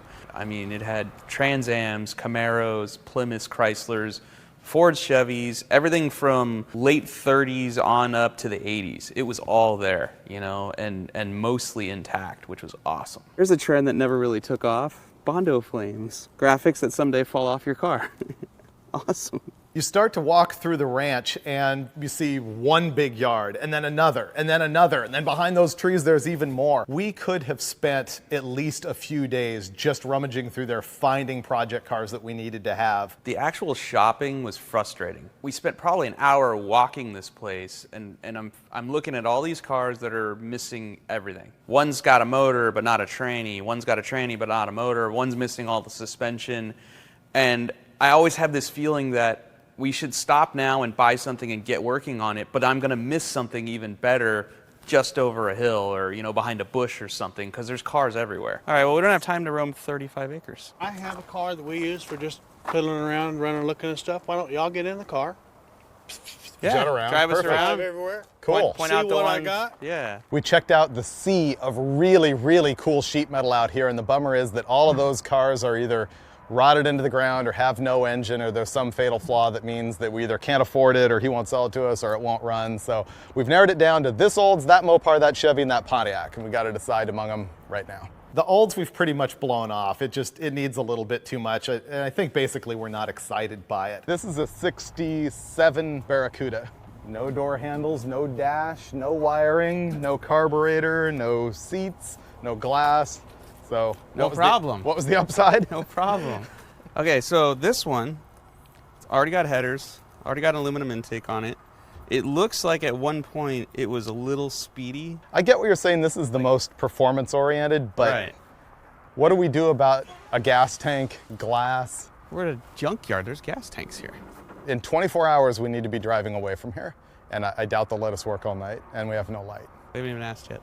Yeah. You never know. I wave $10 or $12 in front of them. You never know, dude. We may own this place. All right, so if not the Barracuda, then sell me on the Pontiac. Well, I think you're I'm in love not with. completely anti-Barracuda. I'm just thinking that the Pontiac or the Chevy are going to be easier to get running. But this is more pimp than performance, to be honest with you. Oh yeah, I'm agreeing with that. There we go. Radiator. Ran when parked, huh? Yeah. Let's look at the Chevy. I wanted to go with this 66 Chevy because the guy knew that it had run, and yeah, it was clapped out and gross. It had mouse turds in it and stuff, but I just sort of had faith that it could get there, and I knew that we were going to be able to fix a small block Chevy anywhere with any rubber bands or duct tape that we had sitting around, and I thought we'd be able to turn the key and hit the road. I do like this because of my whole kink on the Dirty Mary Crazy Larry movie, where they had the 66 Impala at the beginning. That car was blue. Yeah, and it wasn't a sedan either, but I can dream. I like the challenge of making the Barracuda run. You want to make it decide between these on price? Want to see what he'll take for that? Oh yeah, we may not even be able to afford these. Right.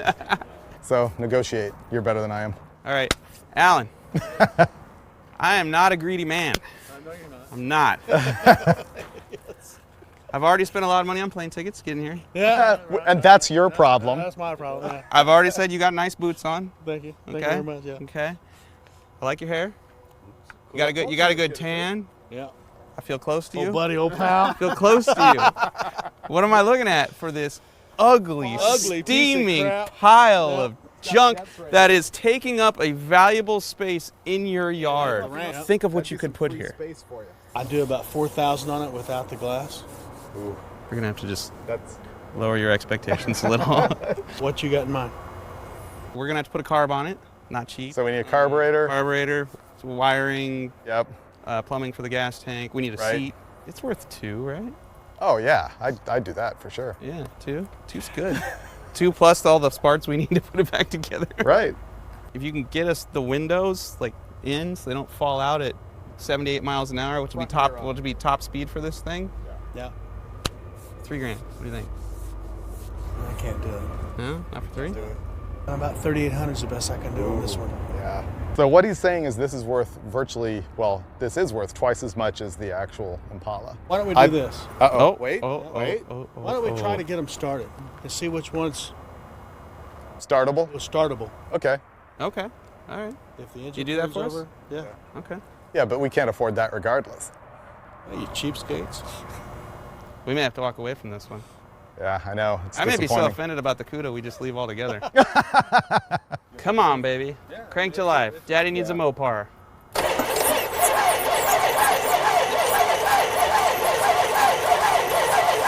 Oh, dude. Yeah, that's good. I'm telling you, dude, we can make this run. I'm warming up to the notion. Here's what I say, dude. Huh. We'll give him his $3,800, but we want the glass in the car, and we need another seat. We'll make the rest of it happen on our own.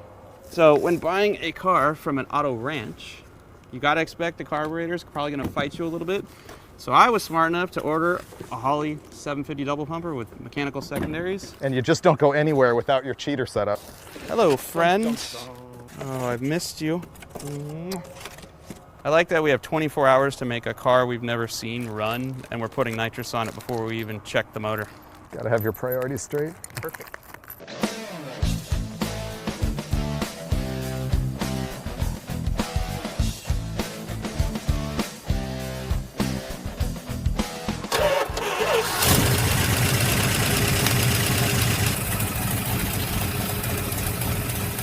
Doesn't smoke.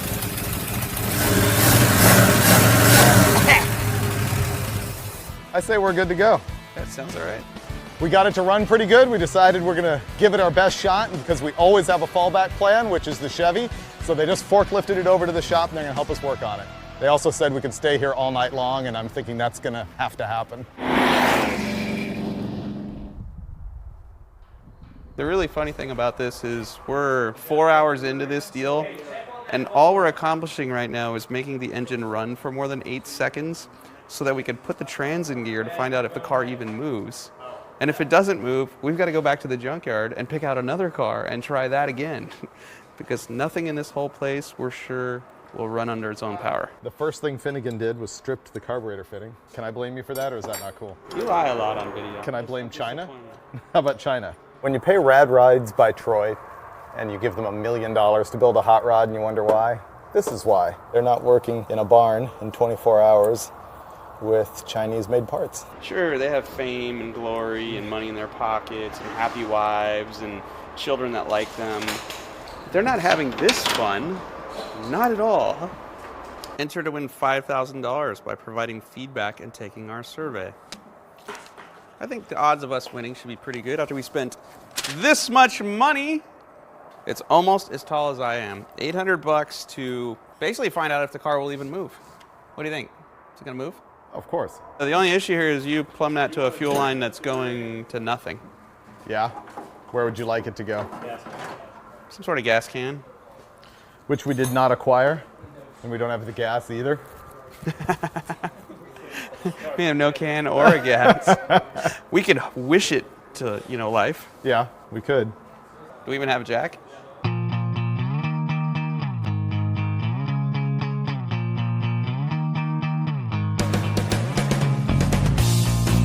Man, I hope this thing moves forward and backwards. Is backwards actually a requirement? That might actually be a little greedy on our part.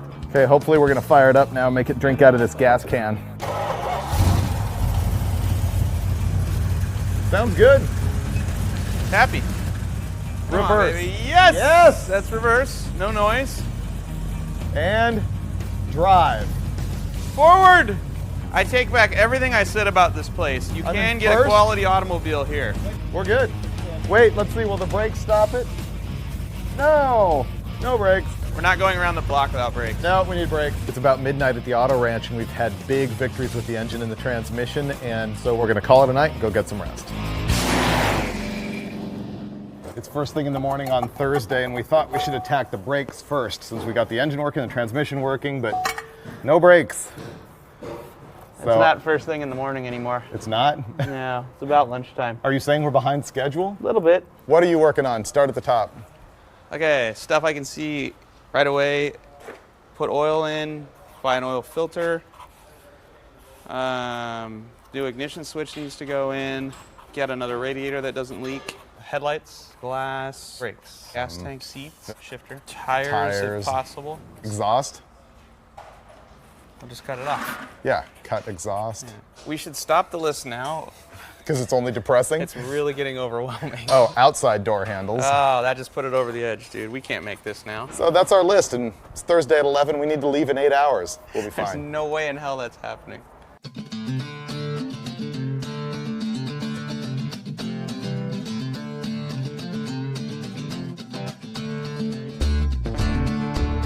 Our problem is this seal for the filler into the tank is junk, but video producer Clint had a genius idea. We went and cut this piece of radiator hose and slipped it over the fill neck, and it's gonna make a perfect seal into the hole in the top of the tank. Probably the best part about being at CTC Auto Ranch here in Texas is that when we needed a part, we could just go out back here and find it. So I found our transmission kickdown mount there for the carburetor. We didn't have a seat for our car, so they grabbed this 69 Valiant out of the yard, rolled it in here, ripped out the bench and the seat belts for us. And I don't know if you can see this right now, but this is actually an ultra rare factory lightweight drag car with transparent aluminum quarter panels. Very valuable. What's our next big expense is my concern. We need rear tires. We'll take the 2 best of the 4, stick them on the front. Yeah, the rears are better, so we'll throw those on the front, but then... Cut the exhaust off. That solves a lot of the issue back there. It does need rear shocks. Oh, yeah, because they're completely topped out. Yeah, well, and the one is bent, so... Oh. We're completely out of money. We're never out of money. We have Amex. We'll just be in a lot more trouble when we get back to work. Right. And find out what we spent. I'm going to cut the studs. Let's go back to work. Run out of daylight. I was really torqued up about the glass on the car. I was concerned the drag strip would not let us run without it. We had to have a windshield at least, and the glass guy shows up and he wants like $500 to install glass that's sitting right out there in the yard. And that wasn't a good moment. We were standing around waiting for this guy to come down on the price, which he finally did. But then we find out that 67 CUDA glass is different than 68 or 69 CUDA glass in the sides. The doors are a little bit different. What a pain in the neck. And you know what? Coupe glass is different than fastback glass, so we're just screwed on the side windows. Here's where I'm stupid. After we figured out that the 68 glass wouldn't fit the 67 doors, we reinstalled the 68 glass in the 68 doors and installed the 68 doors on the car, because I thought we had to have it, and it looked so stupid. We couldn't live with ourselves. Our junkyard car didn't look cool enough with blue doors and white paint. I just couldn't have it. So then Finnegan calls Jeff Lutz, who's standing in Houston at the drag strip where we want to race. Why we didn't do this a day ago, I don't know. And he goes, Lutz, can you talk to the tech guy and find out if they'll let us run without windows? Guy goes, yeah.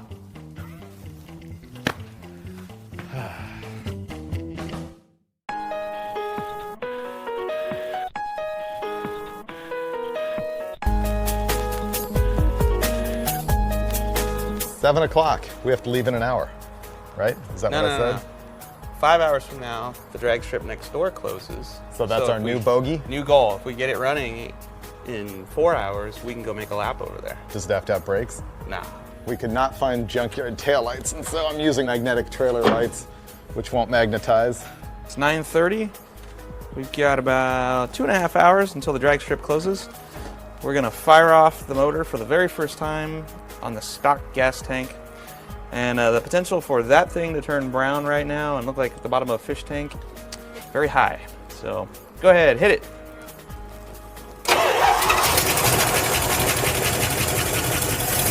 There, we got gas.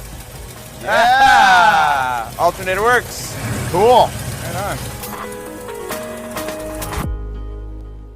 I was about ready to pack the wheel bearings and I noticed that we got the race spun in the drum, which is really ungood. Not sure how we're gonna fix that just yet. Probably knock it out, stake the back of it or something. Right? Huh?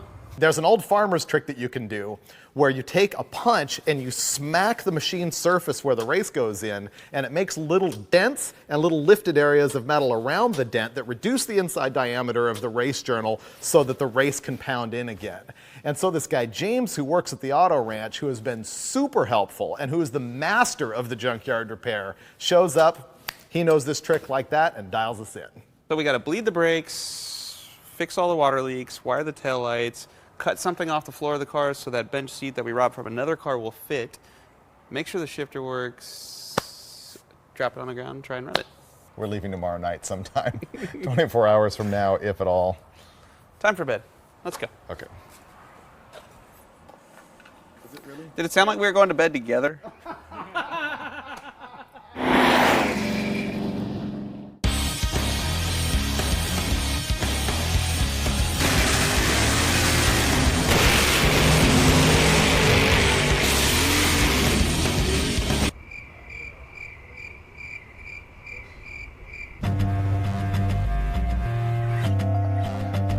Cure-all.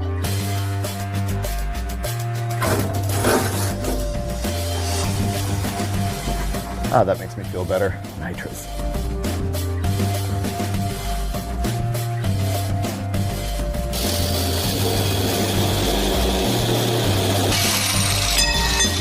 Ventilated, sealed.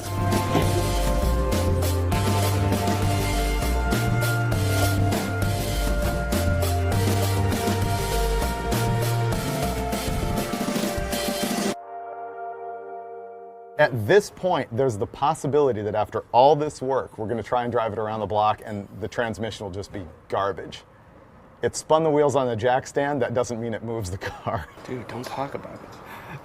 That's just the possibility. We have a chrome air cleaner, okay? Oh yeah, we'll be good. Car's fine. We got the car completely running, everything was coming together, and the brakes didn't work. It turns out that all of the little tiny line was just packed with goo. I ended up taking the entire brake system apart. The metering valve, the prop valve chingus, cramming wire through it, air, carb cleaner, nightmare. Even though we're not gonna get any test runs in Houston, we're still going to be able to run across the street over here at North Star if only I can make this junk stop. I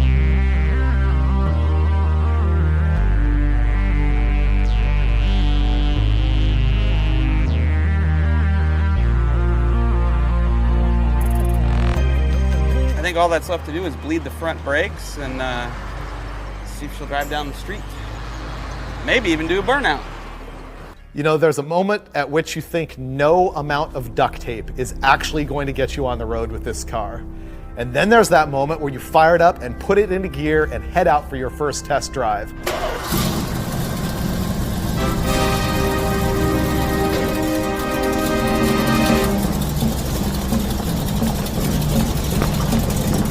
And at this point, Finnegan and I are just giddy. And we pull out in front of the yard, drive around a couple of times, and I swear we're not in the car 30 seconds before Finnegan's on the wood, and this thing lays patch for a half a block. Yeah! Yeah! Yeah! Dude! Yeah! Oh, dude, it's spunky. And it smells like rubber in here. You know, 3 trips around the block is good enough proof for a junkyard car, so what do? You head straight to the drag strip.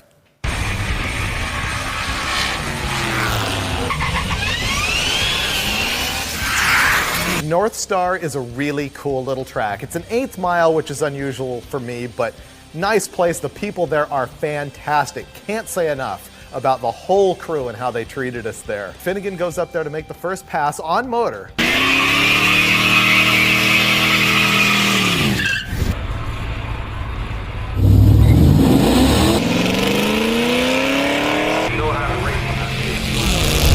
.906. And I instantly whip out my phone and do the math to convert it to like a quarter-mile time, which is language I understand, and it's a 14:20. And I am just completely over the moon at this point, because 14:20 means that I can spray this thing into a 12-second car, for sure. It's 11:30, and I don't think we're racing in Houston unless we get there at like 9 or 10, which means we got a cannonball. Let's get the hell out of here.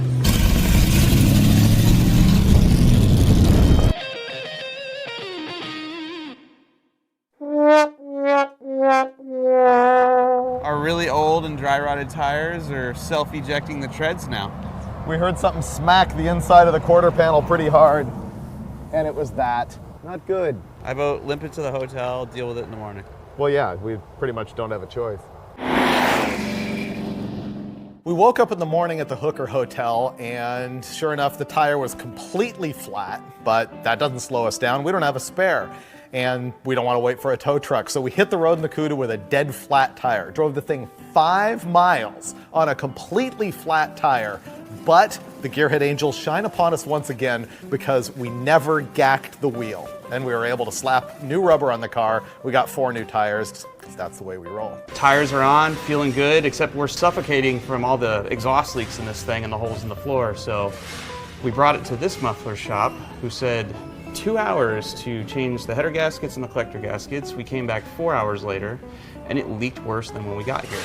So now Dave and I are fixing it ourselves, which is probably what we should have done first. Probably. The end. The end. David and I proceed to take the next 2 hours, making it worse than it was when we rolled in, but better than it was when the professional mechanics had their hands on it. It still sounded like dog shit when we left. We hit the road, and the exhaust fume deal is just as bad as it ever has been. We got a pretty bad exhaust leak in the cooter.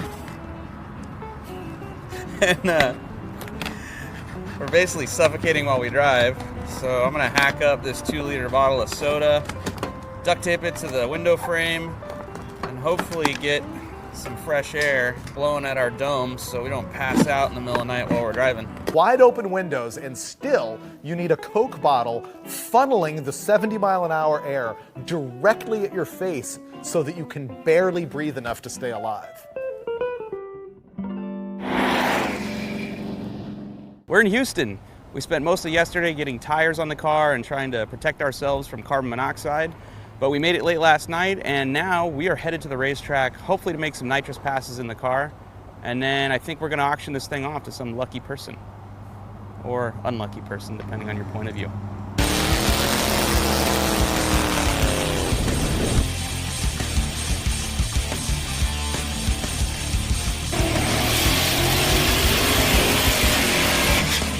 What's going on here is a regular NMCA event. Street car racing, Pro Street, the 10.5 cars, all the greatest heroes in the country, including the guys from Hot Rod Magazine Drag Week, like Jeff Lutz and Larry Larson and Tim Reed, and they were just busting a gut at the CUDA. We installed that NOS system in record time, I think 10 minutes, like literally 3 people, 10 hands, everything like this.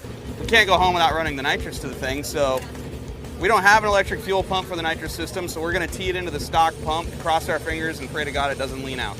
Tim Reed, one of the guys that competes at Drag Week, was cool enough to loan me some of his nitrous system parts, and he come over and helped me wire the car. So when it was done, it only made sense to go for a test ride with him, because if it didn't work, it was kind of his fault.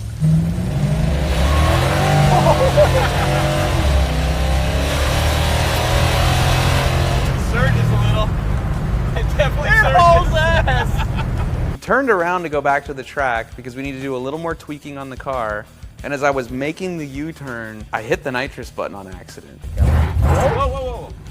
Would you bump the button? No, my hand's up here. My hand's up here, man. I bet you bumped the... Oh, that's not good. Uh-oh. Right now the bottle's leaking. I blame David for that because he tightened it. And we have no key to get the trunk open. So we're just gonna wait a little bit because the car is full of nitrous right now and not safe to drive down the road. It's a good thing we had a bunch of extra nitrous bottles with us because we had them filled at North Star the night before.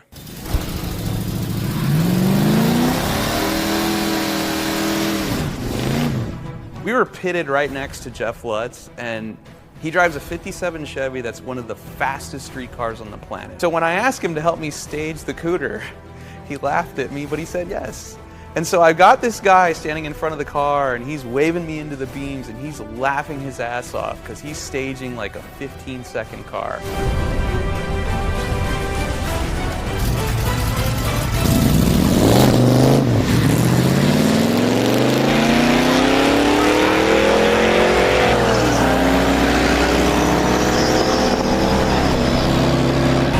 Come on, baby. 110 mile an hour, that's badass. Best day at work ever, man. Lutz is jumping up and down because this thing ran 1474, but at 110 miles an hour. And I'm doing the math quick in my head going, that's a low 12-second car. It could be an 1190 car if it had traction. I went directly from the end of the drag strip back over to the grandstands right by the starting line. And the announcer was super cool. He told everybody that we were jumping on an airplane right now and to get out whatever cash they had in their pockets because we were going to auction the car off right then and there, along with all of the tools we'd bought and whatever spare parts we didn't have time to install on it. And people showed up for this. I couldn't believe it. We've got $100. What do we got over here? $200. $200. Anyone else? $300 from the gentleman in the red cap. Anyone else? $1,000 from Charlie. Whoa! $1,000.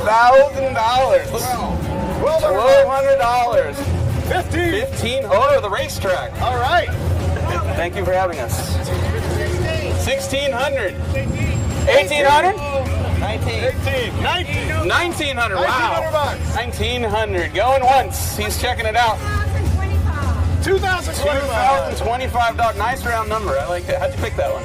24. Big move. Big move. Linda from Sam goes 2,500. 25. 29. 3,000. Yeah. $3,000. Linda's got it for $3,000. Adam. $3,100. Wow. 31. Okay, 3150. 3150. Going once. Going twice. Sold for 3150. All right. You know what the best part of this roadkill was? Think what didn't happen. What didn't happen? We didn't overheat and take the hood off the car. There were no gauges. We didn't even know if we were that's right. No oil pressure, no ammeter, no gauges. That's okay. The hood did stay on the car though, which is that's a step up for us. Overall, I'm gonna say really solid roadkill. Took a thing out of the junkyard, raced 2 drag strips, nitrous. My hands feel like I got into a fist fight with a cheese grater. And I'm okay with it, man. It was pretty bad. Okay with it. One more bit of fun before we give it away. Ready? Yes, sir. All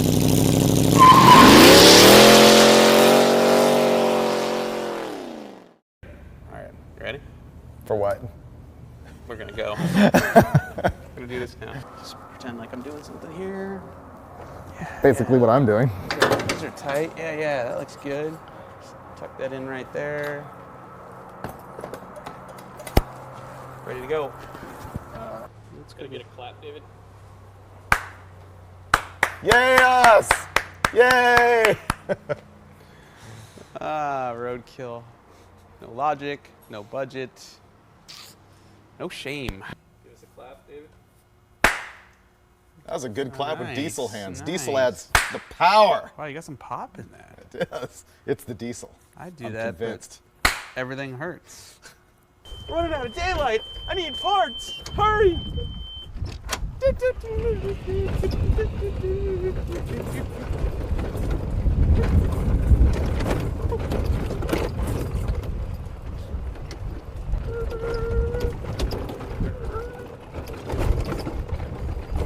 Yeah, buddy. Don't be scared.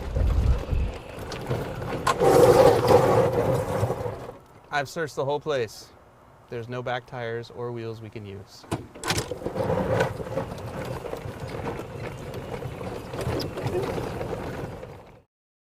Count to 10, then come and find me. But be warned, I'm not the one who's hiding. Footsteps echo in the street. Shadows dancing, heartbeat heat. They're looking for me, eyes like knives. But I've been dodging fate all my life. Dropped a name, lit the fuse. Now they're out for blood and clues. Truth's a weapon, lies run deep. Welcome to my game of hide and seek. Run fast, breathe slow, never let the target know.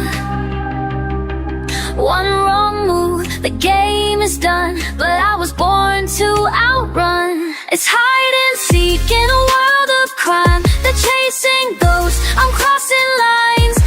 Every corner, every street, got a secret under my feet. Can't trust faces, can't trust names. All these players love the game. You want the truth, don't let it speak. I vanish clean in hide and seek. Whispers echo, deals go cold. Allies fold when fear takes hold. I play it cool, no time to crack. But I feel those eyes on my back. Fingerprint white, story tight. Disappear into the night. They think I'm prey, how weak, how meek. But I'm the hunter in hide and seek. Run fast, lie low, keep your secrets out of show. One wrong step, they pull the thread. But I stay 3 steps ahead. It's hide and seek in a world of crime. They're chasing ghosts, I'm crossing lines. Every corner, every street, got a secret under my feet. Can't trust faces, can't trust names.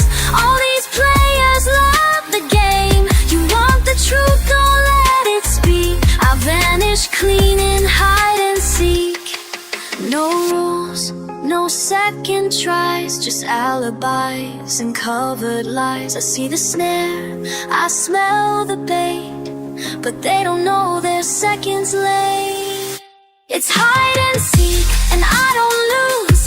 You blink once, that's when I move. Every move, a calculated beat. I'm dancing circles round to see. Watch your back, don't speak my name.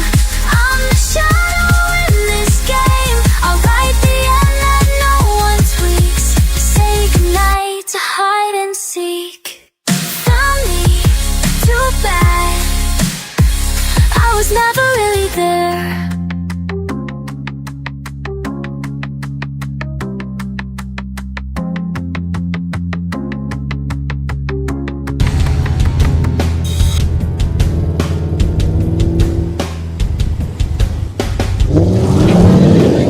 On this episode of Roadkill, we're going to rebuild a 68 Charger with used motorhome parts.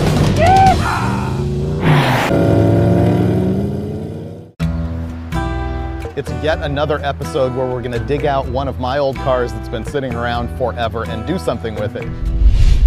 This time, it's a 68 Dodge Charger that I think I bought about 5 years ago. And actually, I didn't even buy it. I traded it for a set of cylinder heads.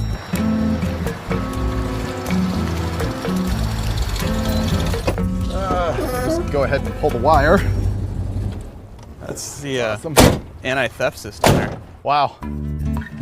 Last time I was here, these weeds were not there. It's been a while. We're gonna burn half the morning just getting to the Charger. It's better than it looks, but it has nothing in it other than a rolling chassis, meaning no engine, no transmission, no drive shaft, no wiring, no brakes, nothing. That is disgusting. Check that out. We have to get it out because if we move this and it breaks open in the car. Do you see what this is? It's like movie parts. This is a movie F-bomb fender from Fast and Furious. Check it out. They wrecked like 5 of these cars for the 30 seconds that thing was in the movie. So we moved Freiburger's crappy Jeep. We need to move Freiburger's crappy Charger, but his crappy trailer has a winch that doesn't have a crappy battery to power it.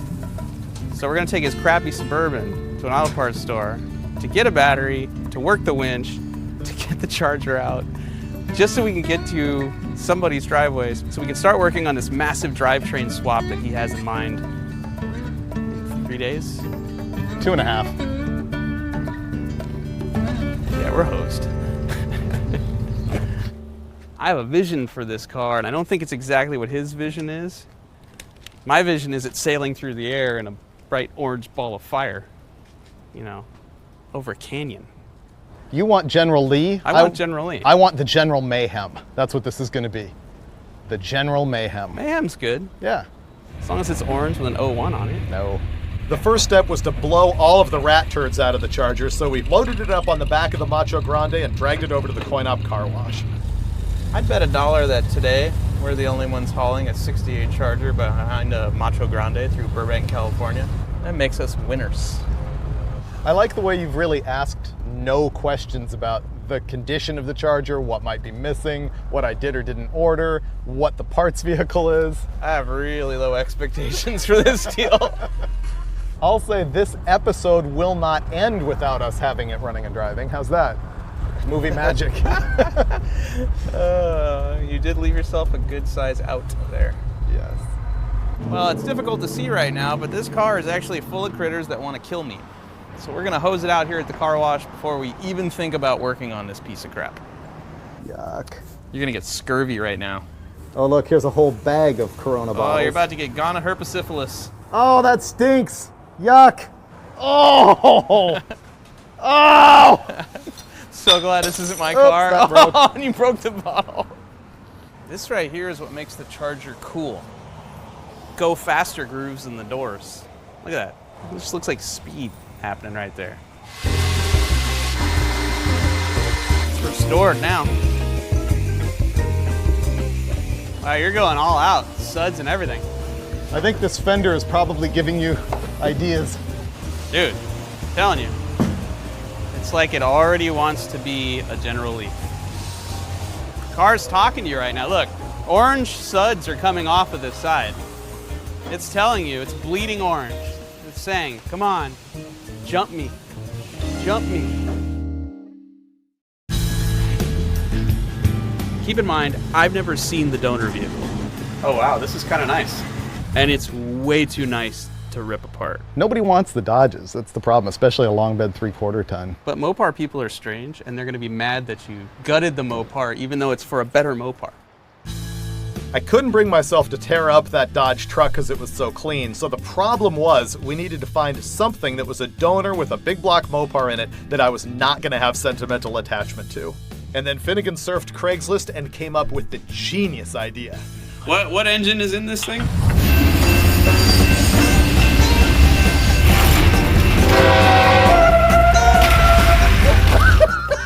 That was brilliant! Is it on fire?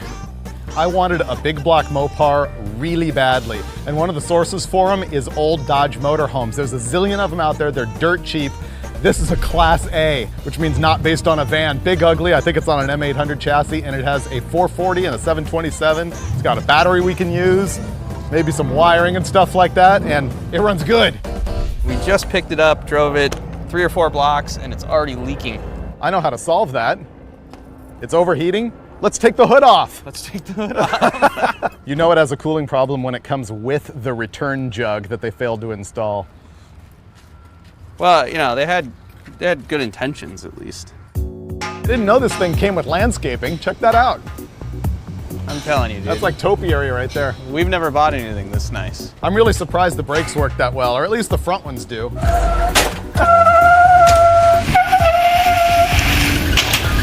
We got the Brady Bunch Edition shag carpet, nicely discolored and molded. The door does not stay shut, so that sort of flaps in the breeze, and there is this custom rope to hold it shut, but we figure that's not really necessary for our purposes.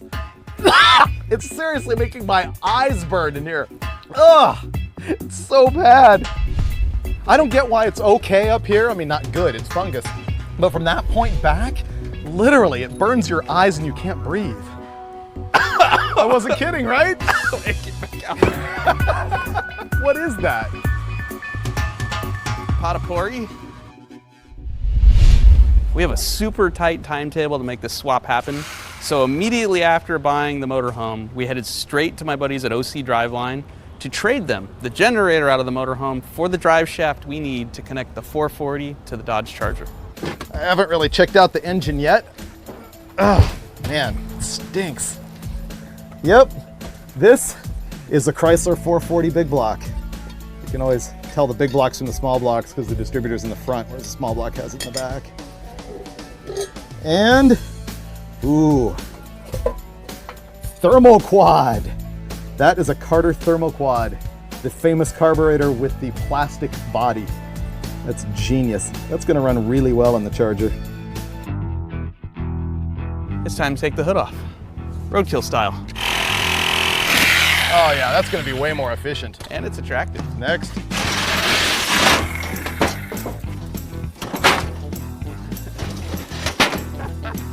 Look at that, look at the flow. Yeah, I think that's good. You know what I'm thinking though, is it burns your eyes so bad in there, we're gonna need some ventilation. I like what you're picking up what I'm putting down? Want one on your side? If the engine cover's off, we'll get flow through the grill, across the engine, and out the back. This was really unnecessary, but fun. Yeah. Because I want people to look at my calves while I'm driving. Here's what I was thinking. Ready? Push it in, don't hit it. There you go.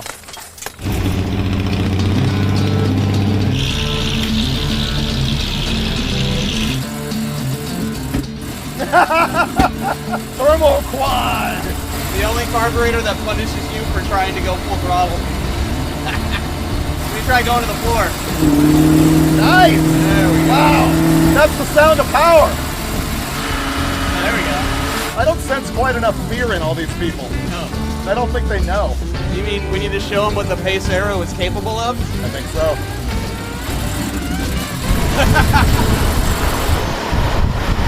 Let me see if I can affix the door. Isn't there a piece of rope in here? Okay, let's see. Worried this thing's gonna hit a motorcycle splitting lanes. Here, hold that open. Ah! Wait. Got it. Okay, now I got rope. You got the screen door.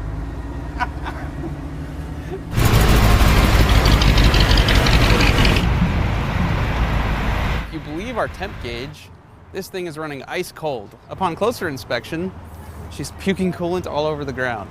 So I don't believe the gas gauge either, so we put gas in both the main and auxiliary tank, which didn't move the gauge at all. And they both only took 10 gallons. But it's running fine, and I honestly think we're gonna make it. Yeah, that door might be okay. Oh!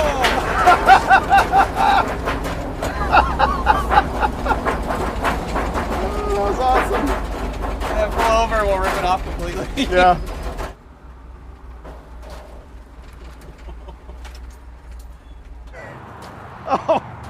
Oh, it wasn't coming off. It's fine. It's just this. Ah, it's just the guts. With no tools on hand, we just decided to start ripping the door off, and that only got us so far. I'm a human can opener right now.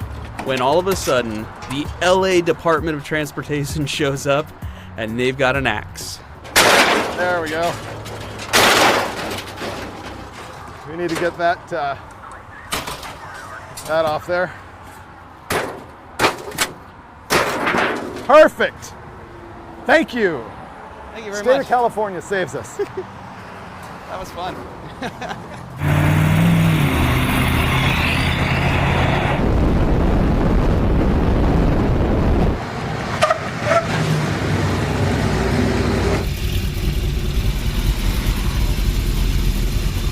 We spent all day getting the motor home here, and it's out in the street, but it won't fit down the driveway, and it's too late for us to hack out the sawzalls right now, so we're gonna get to work on the Charger. Let's start right here and work our way back and remove everything we don't need just to get it out of our way. Starting with the hood. Because That's a good idea.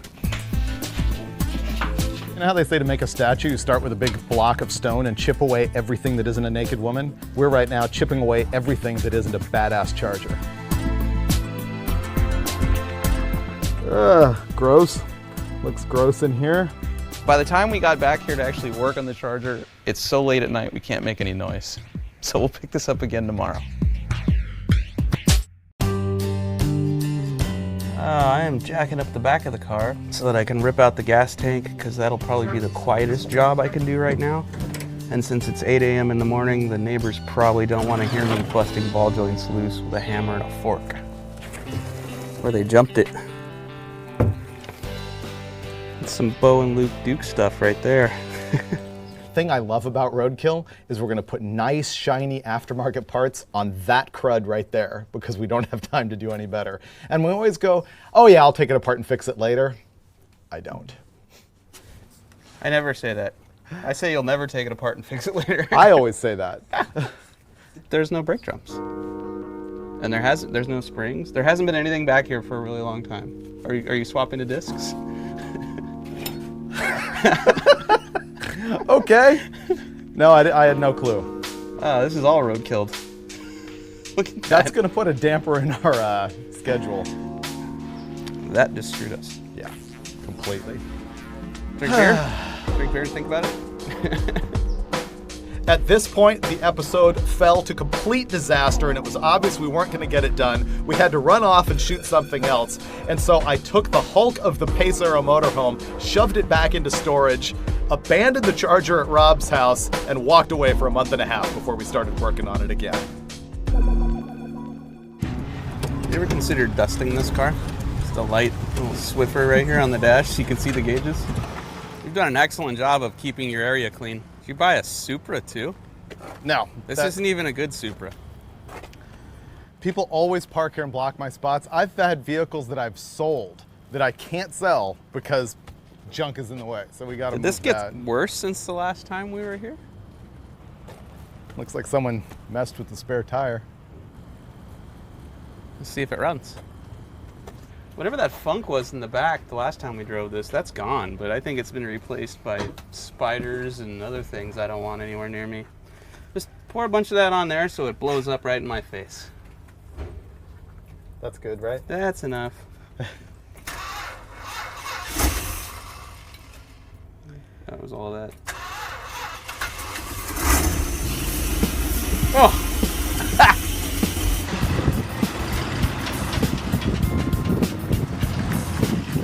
I thought I was going to be able to find a junkyard to just take this thing. It turns out we're going to have to pay to have it hauled away, and they won't take it complete. No one around here. So we're going to have to sawzall the whole body off of the motorhome. We ordered a dumpster to throw all the junk in, and then we're going to have the frame hauled away separately. This is a reciprocating saw, and it's my friend, my good friend. See that? Look at the action on that baby. It's going to turn this into butter right now. Look at that, like butter.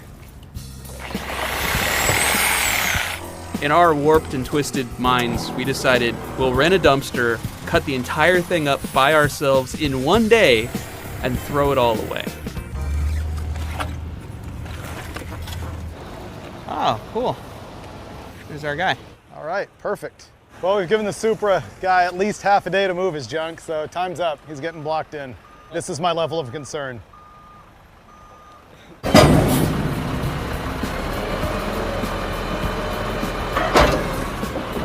That was impressive. Now that we've got the side open, our plan is to cut the whole floor out so that we can just get directly to the engine.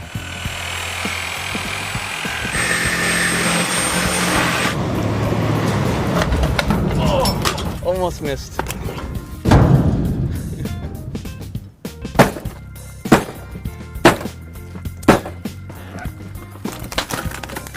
Good. See? Liberate it. This should have been a factory option. Oh! That was close. I really thought that was coming back. I did too. All I wanted was a big black Chrysler for my Charger. What a fiasco. This is debacle. You're setting records right here. DEFCON 6 here. We just went in, not even a circle back to the beginning. This was a figure 8 back to the beginning. But this is a 440. Those other ones are only 400s. That makes it all worthwhile. It's all worthwhile. So I call about the motorhome. So how much is it? $1,200. Okay. I show up.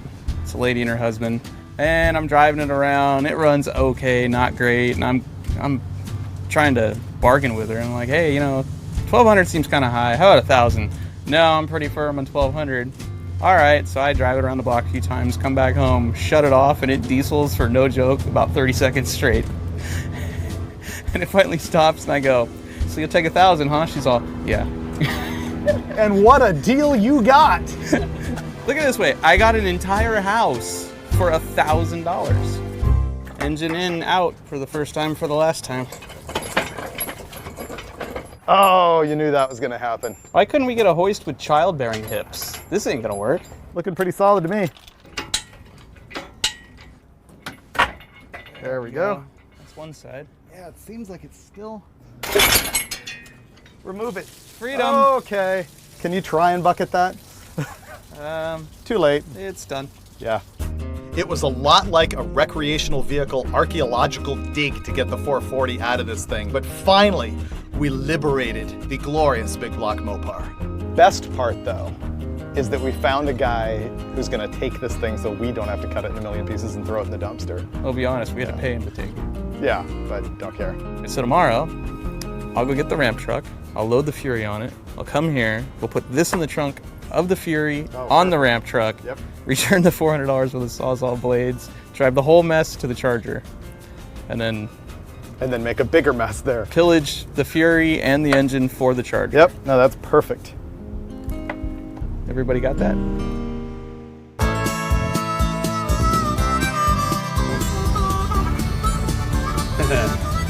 Look at them, already stripping parts. Ah, the Fury, my old friend. I'm here scavenging parts off the motorhome, and Finnegan just showed up with the Fury. She's a little overloaded right now, breaking through the floor. Oh, I know. So right now what we're gonna do is roll the Fury back a few feet, swing the engine out of the motorhome up into the air and into the trunk of the Fury, and then tow the whole circus over to the Charger, unload everything again. Why do we make things so difficult? No one's ever parked a 440 in the trunk of a Fury on the back of a ramp truck and driven through Burbank. I'd say start setting it down. What's the worst that could happen?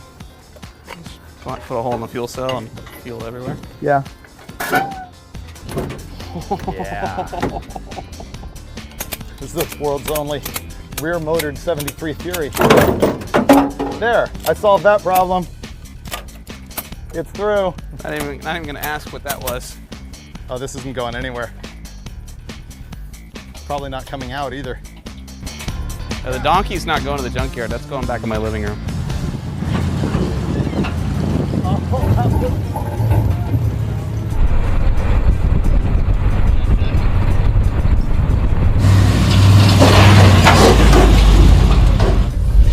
We're doing the car dance right now. We had to move the Charger out so that we can get the Fury in so that we can work on it more easily. So it'll be Charger out, Fury in, Charger back in, Charger out, Fury out to the junkyard, Charger back in. Got that? Okay.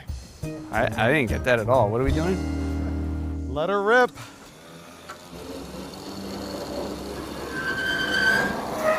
I think we're bottomed out on the driveway. Whoa.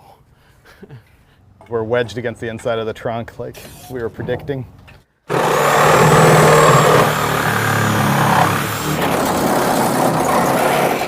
What'd that car ever do to you? Okay, pushing your way, it's gonna do that. Okay. Yep, slice those 2 plug wires. The Fury is gonna donate the transmission, the front accessories, the seats, some of the wiring, maybe the rear brakes, most of its soul. Just, you know, the things we need, the little things.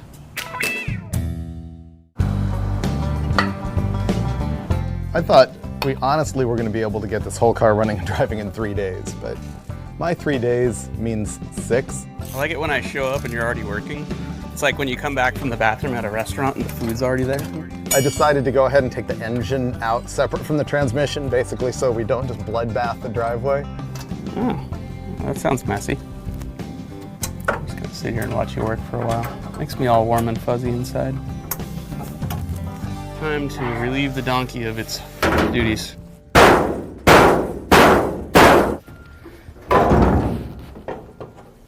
Just leave like that for a while. I can't believe that I'm scraping grease off of an engine so we can clean it so that Freiburger can paint it. An engine that came out of a motorhome that we bought for $1,000 that's going to get stuffed into a Charger that probably cost $1,000, driven once on Roadkill, and then stuffed in some back lot later. Like everybody buys a motorhome, they're like, woohoo, travel the country with our family. Then they find out their kids hate them and don't want to spend that much time in a car with them. Yep. So the motorhome sits in the driveway and accumulates a total of 38,000 miles over a 30-year span. So I'm gonna gunk this thing, and they had 3 different things at Pep Boys: original, foamy, and heavy duty gel. So I'm gonna find out which one I like best. True story, when I was in high school and I didn't know anything about cars, my Camaro leaked a lot of oil. And my Friday night ritual was to take my paycheck, head to the local auto parts store, buy gunk, and clean my engine before going out. That was it. Never fixed the oil leak. I just cleaned it every Friday.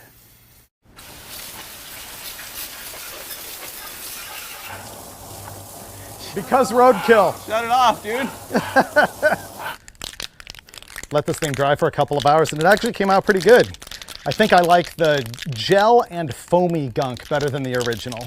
They kind of stick to the thing better, and the heavy duty stuff, you can almost see the grease falling off. Mopar guys are gonna be all over me for not painting it either Hemi orange or Chrysler turquoise.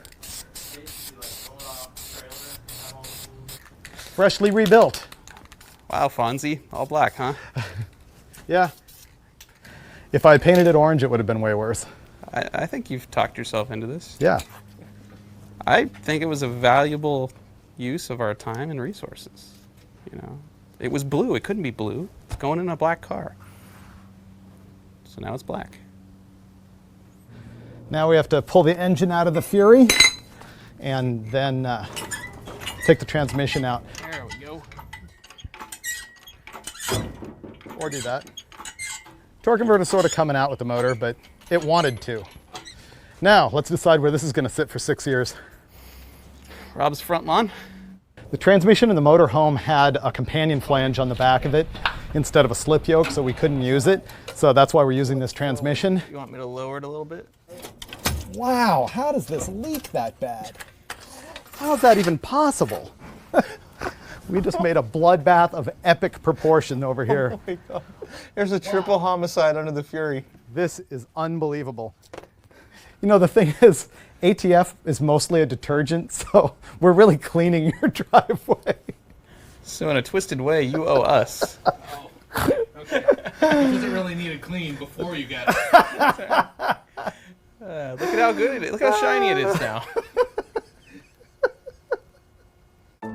This Fury was a factory towing package model, which is kind of like a cop car package, and it has a factory limited slip in it. So we're gonna pull out the whole center section out of this rear end and put it in the Charger so that we have posi for better donuts. And it also has 11-inch drum brakes on the back, which I'm gonna take off and put on the Charger, which has factory 10-inch brakes. So the Fury, once again, the gift that keeps on giving. We're like the Native Americans, you know, we're not just out there hunting buffalo for sport. You know, we're gonna eat every piece off of this Fury, so there's nothing left that anyone can use.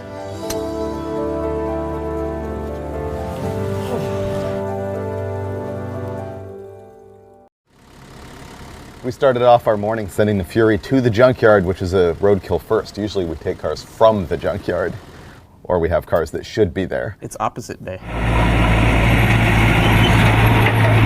So now we're gonna pull the pan off the motor, put on a new oil pan that will fit the Charger. We're gunking the transmission, and we're gonna bolt it all together and hopefully have the engine in the car in about 15 minutes.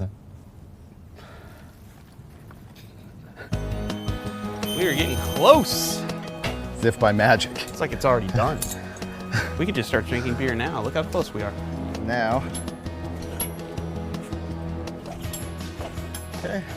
I've probably had the Charger for about 7 years, and it's just been a rolling Hulk the whole time, so this is a pretty big moment. Been wanting this for quite a while.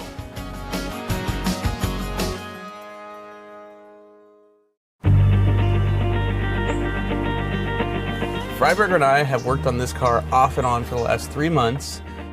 We've wired it, we've plumbed it, we put the shifter in, put a drive shaft in it. So it's got functioning gauges, for Christ's sakes. This thing is probably nicer than most anything we've had on Roadkill just because we were the ones that worked on it. It's actually wired properly. A proper fuse block. That's right, if something goes wrong, the fuse blows, the car doesn't burn to the ground, for once it's not a fire hazard. I wouldn't go that far. This thing is finally ready to crank to life. And we could probably go off-roading in the next 24 hours, I predict. I've been keeping it as cheap as I possibly can, doing stuff like reusing the thermal quad, using 2 sets of spark plug wires to make one good set. This has got 1 set off the Fury and a couple wires off the motorhome. And look at the zip tie wire separators, which is always a good tech tip right there. And here's where all the science happens. Start button, ignition, fans, headlights, and for Johnny Law, that turns off our taillights in case we got to get away really fast. If I push the start button, he's gonna flinch. Whoa! You're gonna puke tranny fluid everywhere. Oh, you're just startled that this piece of crap actually cranked over after 3 months. Oh, this is the real reason to own a 68 Charger, is for the flip open gas filler. I love this thing.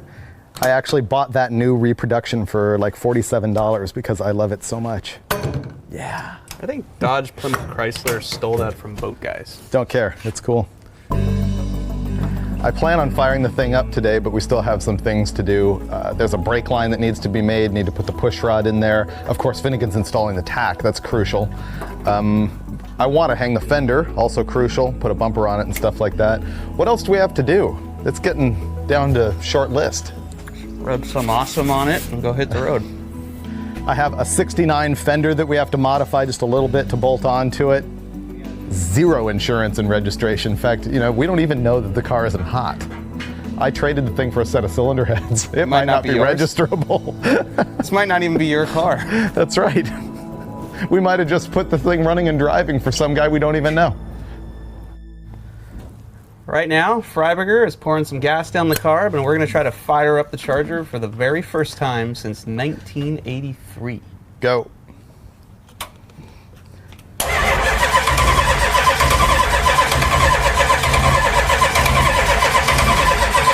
Stop. Let me. Oh, do you have the ignition on? I did. Can you make sure the box is lit up? The box doesn't have a light on it. Trying to fill the float bowls of the carburetor by pouring gas down the vent tube. Okay. Here it comes.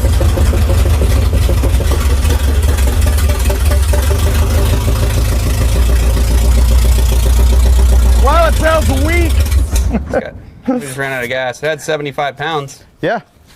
It runs, but there's only a couple issues. One of which is it sounds like an absolute turd. This thing makes 200 horsepower. Second of which is it has not picked up gasoline out of the tank yet. I can't just keep feeding it gas into the carburetor, so I think I'm going to fill up the float bowl and see if we can get it to run long enough that it'll actually suck it up out of the tank. As far as I'm concerned, a Charger should sound like the General Lee, and this does not sound like that.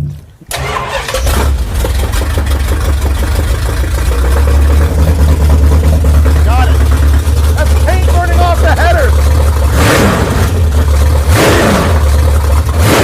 Yeah. You have a Charger that runs. It smells really good. I'm a little jealous over here because I know this is temporary where I'm sitting. This is big. This car needs to be jumping over a river. If we tried to drive it right now, we may just disappoint ourselves. Probably. We should just bask in what we have happening right now. Yeah. Which is a car on jack stands. That runs and revs. Most cars on jack stands don't run or rev. I don't care if you don't paint this like the Duke's car or not, I'm still sliding across the hood. 5 months later, it's winter in Southern California, which means it's raining and we've got thicker clothes on. The driveway is a bitchin' shade of rainbow from all the fluids that are dropped on it. And the Charger is not here because Freiburger actually drove it to an exhaust shop and an alignment shop. Oh, look how straight the wheels are. It's not that loud. With exhaust of sorts. Look what we made. The guy at the alignment shop said we would have died if we'd taken off as it was. Well, the wheels were like this and like this. It was. I've only driven it 2 blocks. No reverse. Nope. Seriously, absolutely nothing. How is that possible that it drove in the driveway and as soon as it saw you, it broke?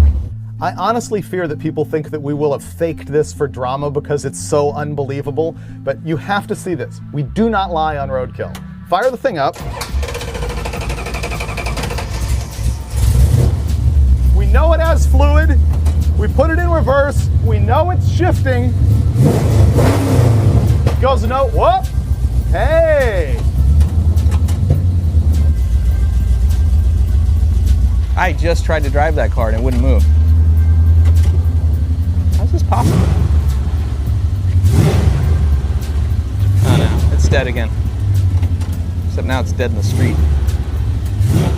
I seriously thought Freiburger was pulling some sick and twisted joke on me when he magically made the car stop moving. So we shoved it back in the driveway, crawled under it, jerked the transmission out of the thing again, and ran it to a shop down the street where we found out that I had not gotten the torque converter fully seated in the front pump when I put the engine in the car the first time. While the transmission was down the street getting rebuilt, we had plenty of time to make the Charger cool and even legal. We hung some headlights in the front of it, and because an original Charger grill in mint condition costs like $2,500, we ended up making this killer Mad Max grill out of some perforated steel. We just created probably the greatest grill that mankind has ever known, and we don't have beer to celebrate. There might be one Bud Light, so you're right, we don't have beer to celebrate. No, this achievement. There's just no celebration in Bud Light. This is the equivalent of stepping foot on the moon. That's what happened here today. If I was a guy in a Prius or a Yaris and I saw this coming at me in the rearview mirror, I'd get out of the way. Right as we wrapped up the grill, the guy called and said that the transmission was finally done. So we ran over there to pick it up, slapped it in the car, and then, of course, the topper. We had to throw on the Fury's Hemi hood scoop, because the Fury always brings good luck. We're going on a road trip today. There, I called it. I declare this Charger roadworthy. Ready? That was cool. Fire out of the scoop.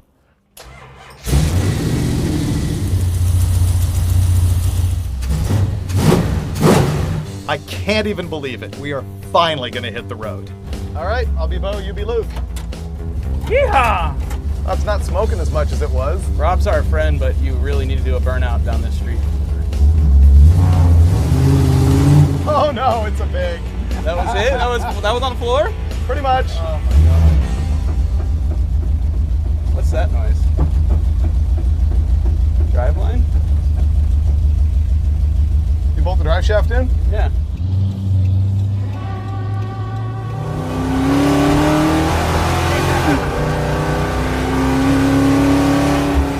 It sounds like the muscle truck. Kinda. Oh my God, that's dirty. What is the smoke? Headers? It's the dirt coming out of the dash, dude. No, that's smoke. See the smoke pouring out of here? It's hard to tell. Look behind us, dude. Dude, you ever seen that Cheech and Chong movie? I'm thinking we should pull over. Yeah, maybe. Oh my God. We might be on fire, dude. Yeah, I know.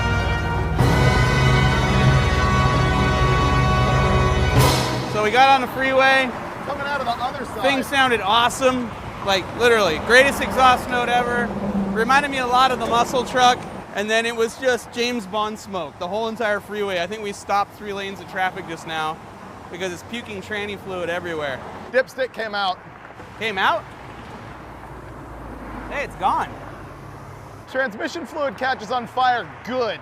And luckily that didn't happen yet. We did have the James Bond smoke screen going on. Went to put the dipstick in, and that's supposed to go into one of those bolts, but we were kind of in a hurry to leave, so I thought, oh well, I'm just gonna hammer the dipstick tube in, put some RTV on it, and it'll be good. And it wasn't good. This just blew out. My fault. I almost burnt the car to the ground. We got some sort of a clunk going on up here when it's rotating. I should probably look into that while he's fixing that deal. Okay, I found that clunk, we're good. It's the wheel weight is just hitting the upper ball joint. It'll fall off soon enough. Daylight was winding down, but finally we had this thing running again and hit the road.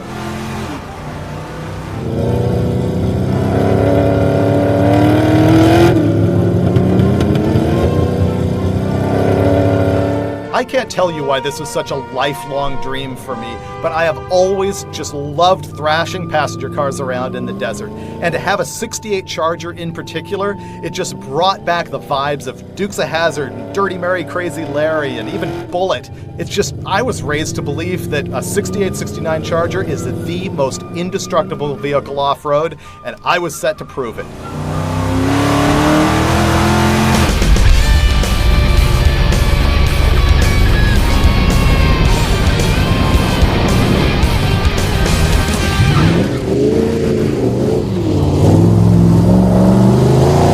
If I closed my eyes, I swear I was riding in the General Lee. It sounded just like it. Wait for the next one. That's gonna be good. Water came right through the floor, dude. Oh, shit, screwed.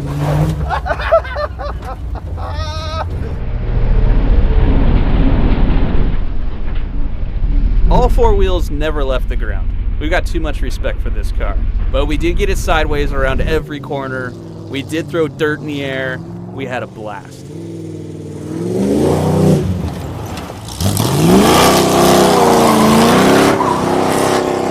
Man, this episode was a long way to go. I think back about how I really thought that we were going to get this Charger done in 3 days, but it turned into 6 months. But finally ended up with exactly what I've wanted for a long time, and that is the Mad Max Vibe 68 Charger. And in the end, there's only one thing left to do: a proper burnout.